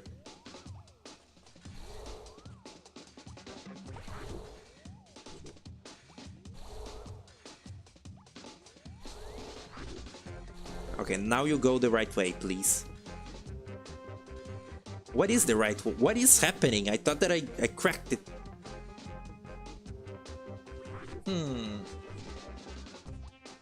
Is he doing it? Oh man. It's Devolver published? That makes so much sense. Can you just, like, can you do something? Why does he stop at this? I don't actually get it. Oh right. Why do these blocks, are these blocks just like a distraction? Go! Okay, that was a little bit of actual anger right there. Alright, I was doing it right. Okay, go. Look at this. I'm such a... This is why I don't play puzzle games. And there we go. And now stay there. The music stopped again. I'm glad the time on this game is very like... It's only for the A+. It doesn't actually give you bad ranks if you take a long time. Devolver published lots of like weird little games. I think my favorite is like maybe like Carrion, probably. Is Katana Zero like Devolver published? I don't think it is, right? Or maybe it is. Maybe I'm thinking of my friend Pedro, which is a somewhat similar idea. I'm like curious what the new Katana Zero thing will be. If it's like a new game or a DLC that, you know, they kind of, I think they teased DLC for Katana Zero. Isn't there? I was just like reminded. I meant to like say this before, but saying like the name Pico reminded me of. There's like a little, I don't know, engine, I guess, that's called like Pico 8, which lets people like make little games in it, and they look like Atari kind of. They look very like retro, very rough, like pixels, you know. And I think like Celeste was born in Pico 8, and I saw lots of Pico 8 stuff when I was browsing like Flash games to play like for a stream maybe, and I compiled lots of Flash games, and then I lost my hard drive.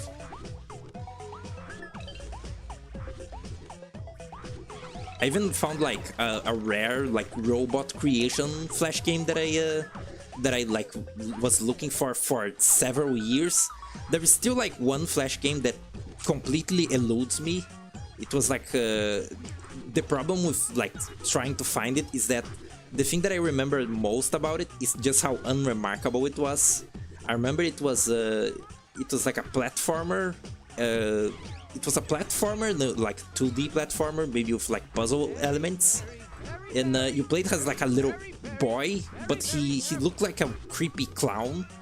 And anytime that I like tried searching those terms, you know, like clown boy, platformer or something, I got like Dropsy, the game Dropsy, which is actually an interesting game also, like an interesting point and click.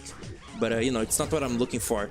And I kind of, the thing that is most striking to me in my like memory of this game is that it looks like Braid. It looked like Braid, at least, you know, how I remember it. The like game, the game Braid, where you like rewind time and it's like pretentious and bullshit. And you know, it's that kind of like painting-esque look, I guess. Well, what is going on here? Let's do this right? Good. And I have no idea where to like even start looking for that game. Like what term of Flash game I could like find it through.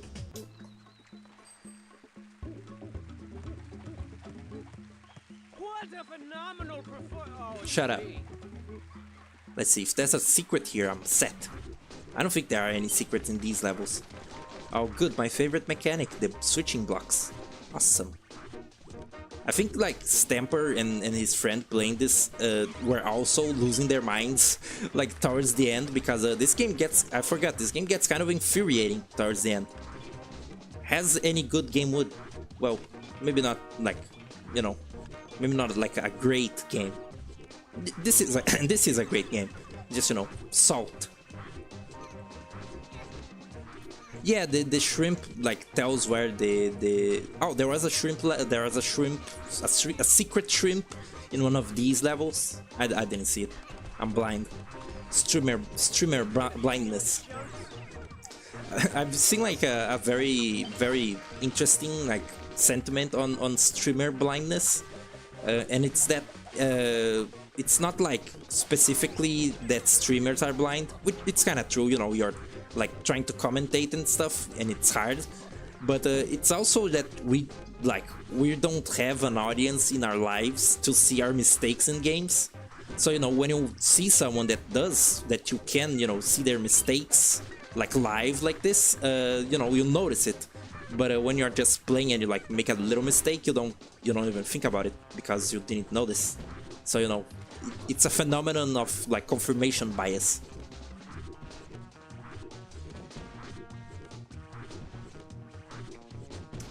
I would verily appreciate if you just like worked the game. Verily. You know what? Look at this. Doesn't matter. Oh. That's not good.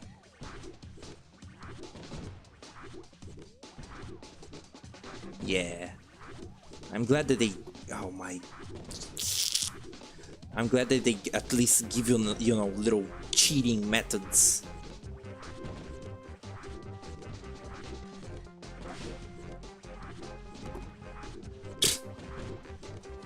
Sure.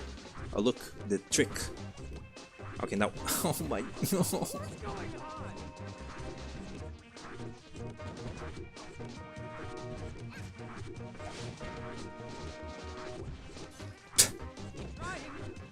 I hope I'm still like fresh on the final level, because I did actually like have to play the final level for that scripted video, you know, to get footage for it.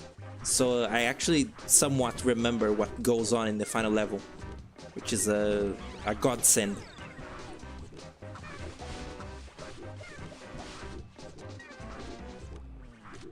That was just for fun. This is the last level, right? The last normal level. Watch out for those things that shoot things.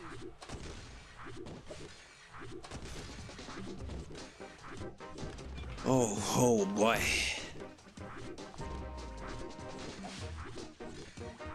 Oh, checkpoint.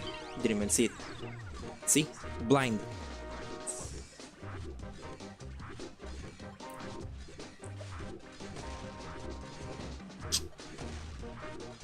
Just die, please, just go.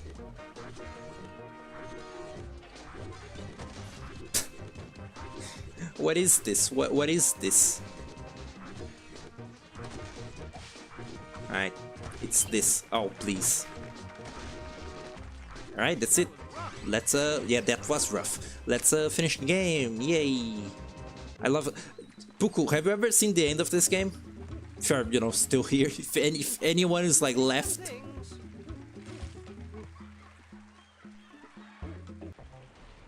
Let's see the end. Yay. Because if you haven't seen the end of this game, brace yourself. Yeah, so this is the Hall of Dudes. It's different from, you know, the Hall of Heroes that the narrator mentioned, but it's all the people that wore the hat. And the hat was still like benevolent there. And yeah, there was like a voodoo man and a honey hug again. He's foreshadowing. Was that Vault Tecco? I don't think I have. Oh boy, we have it. We got it, boys. We got fresh meat.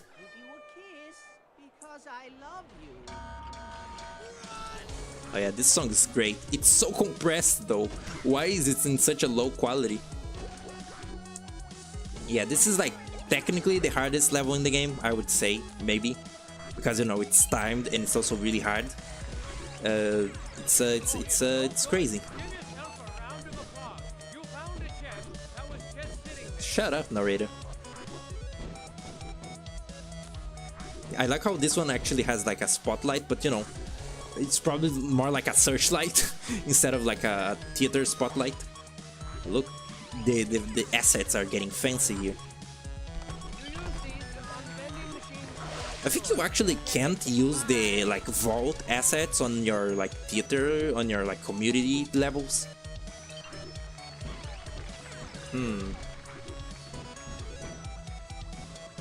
My like logic to those is like vaguely, I like vaguely have an idea of what logic those require, but it's not conscious, I assure you.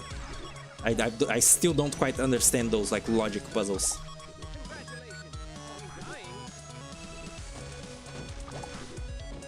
Damn.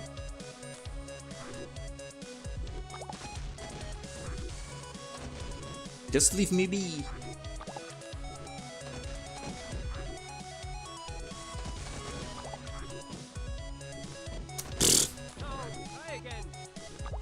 At least the like checkpoints recharge a little bit of your timer. Okay, maybe it's time to like start actually attacking them. Got one. Yeah. Whoa, got him all. Such a good song. I think the song is called just like Mr. Finale, which is a pretty funny name. Oh, boat. I like how in the like multiplayer, if like two players go into a boat, the boat like goes wicked fast when you both like hold the same direction, and it's like the combined will of the two players, it's like just makes the boat go really fast. But just one, it's not enough. Please, RB button. I think this is another like go two. Oh my. Go like two different paths. If I remember correctly, this timer is actually pretty precise. I'm losing my mind. My hands are cold. My hands are sweaty. Mom spaghetti. Is that the lyrics? I don't know much about rap. Even less like Eminem. That is Eminem, right? M&M's.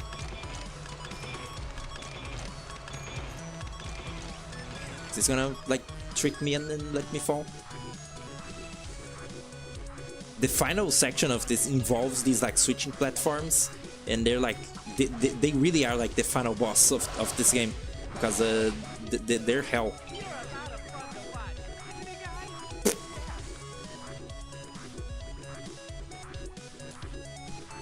I would be sweating if it wasn't so cold. It's weird, like sometimes when I'm nervous I get like even colder than normal.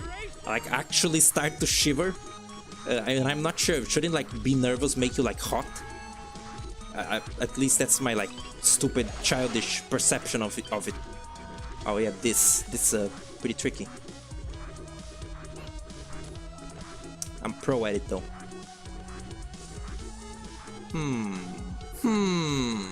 Yeah, this is what I was talking about.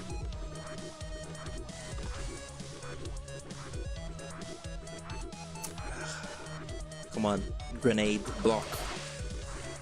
Alright. Appear, disappear, appear. I win! Don't you sweat even if you're cold too? I don't know, maybe I do. I salute you, I truly do. Now let's grab Hattie and blow this pop stand. Hey Hattie, stop messing around, buddy. Everyone's waiting for us. Something's very wrong here. Well, if you can't carry yourself, then we'll carry you for you. It's a beautiful scene right here. Look, those are like actual heads that you can wear also. Yeah, it's a confrontation. We're finally escaping.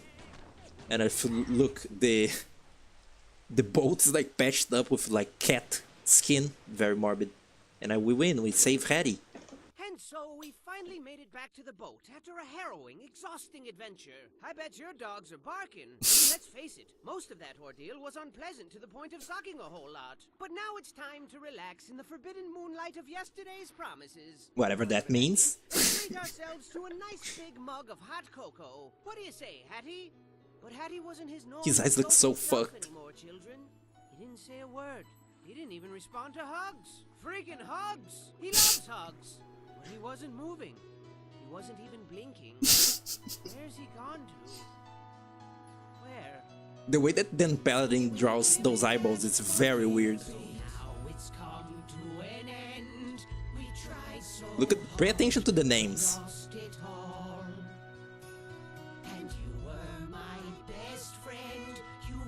Look, Patrick Catani. Valve.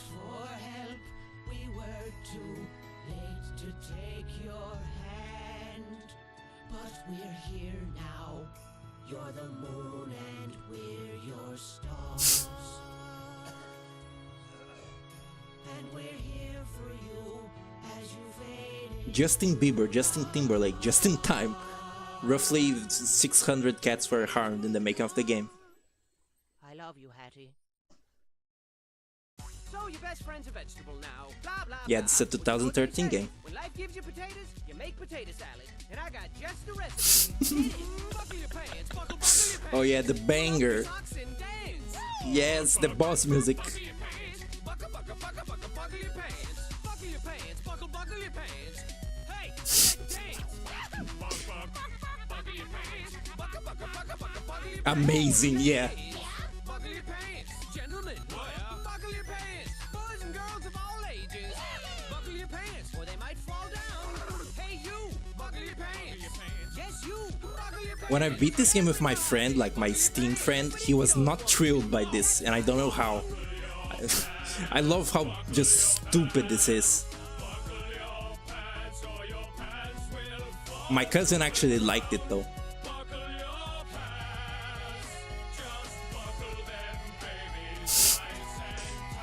My cousin was actually like invested in the like Hattie plotline, and then he got hit by this, which is like the perfect way to experience Buckle Your Pants if you're actually like, you know, invested.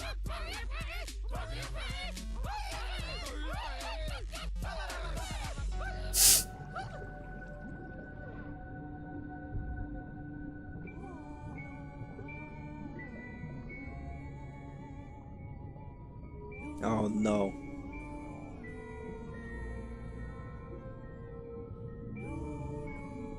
It turned into nose. Oh no.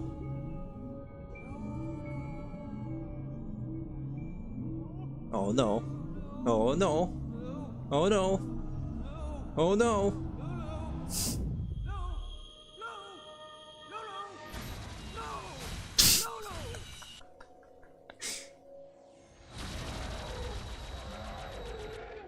Oh god. Oh, I get it. Because of the... Yes. It all makes sense now. It's over. We won. Oh boy, that's maybe like top 10 best game endings, possibly, probably. And yeah, that's very good. I actually like my friend got like he was like sad for Hattie and stuff, you know, like my cousin when I played with him, my friend was like kind of like, you know, he wasn't, you know, into this kind of silly Newground stuff, but my cousin was like, he actually got sad for Hattie, and then, you know, that happens and he was confused. And two things. One, Stamper does not know how he came up with Buckle Your Pants. He has no idea where it came from, and but he was probably like drunk when he like made it up. And he said it like in the stream, like you know, he just made it, and then he was like, yeah, this is fine, whatever. And another thing is that when he says like this all makes sense, he's like eating macaroni and cheese. He like said that he was he like remembered on a whim that he had to write the like final line for the game, and then he was eating macaroni and cheese, and he like, you know, said that line, and that was it. Very good, very professional. And yeah, that's the end of the game. Like, it all makes sense now. It did not make sense when this game was, you know, first out, but it actually does, you know, continue into Peach People, which is actually kind of a cool plot line. You know, they like Bear getting hit by the laser, it makes sense and stuff. I think I'll play Peach People at some point. It's fun, even though it's flawed and kind of terrible. And you know, I'll probably play that, even though it probably will cause copyright problems, you know, copyright claims, and you know, it's fine. Just one stream where there's no stuff, where there's no monetization, whatever. It's not that much money. Use your brain. Yeah, Peach People is a brain game. I don't know if Peach People has online co-op. I'm not sure. I think it might, or maybe it's just the pit. I'm not sure. But you know, maybe I could play it with some of you. What is it? What is my chat doing? It's like throwing little hundreds out of the heart. Does it know that the stream is ending? Yeah, it does have co-op for the main story, but I'm not sure if it's like only local. You know, maybe I could do it co-op at some point. That is really pissing me off. Why is it like... I wish I could just remove that little heart. But anyway, listen to this song. Hold on, it's gonna do it again.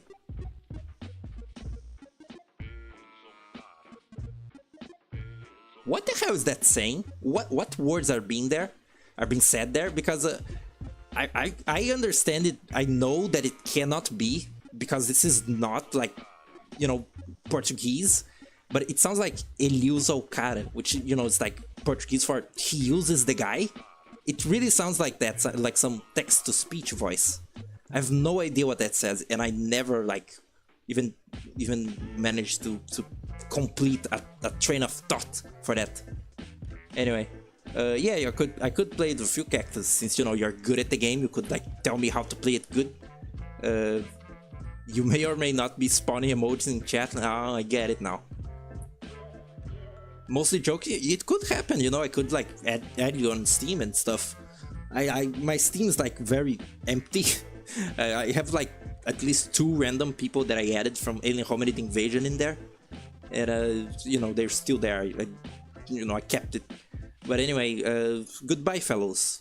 This is the end. Oh, those are the reactions. Yes, I can't turn it off. Can't see it anymore. Wow. Anyway, goodbye, fellows. Thanks for chatting. Thanks for showing up and staying for how many hours? Yeah, 3. Oh, this is the longest now. 3 and 31 minutes. You know, 3 hours, 31 minutes. Thanks for watching. Thanks for you know, doing stuff, for putting up with me and my horrible gameplay and this weird ass game. And yeah, have fun with your day, night, and bye.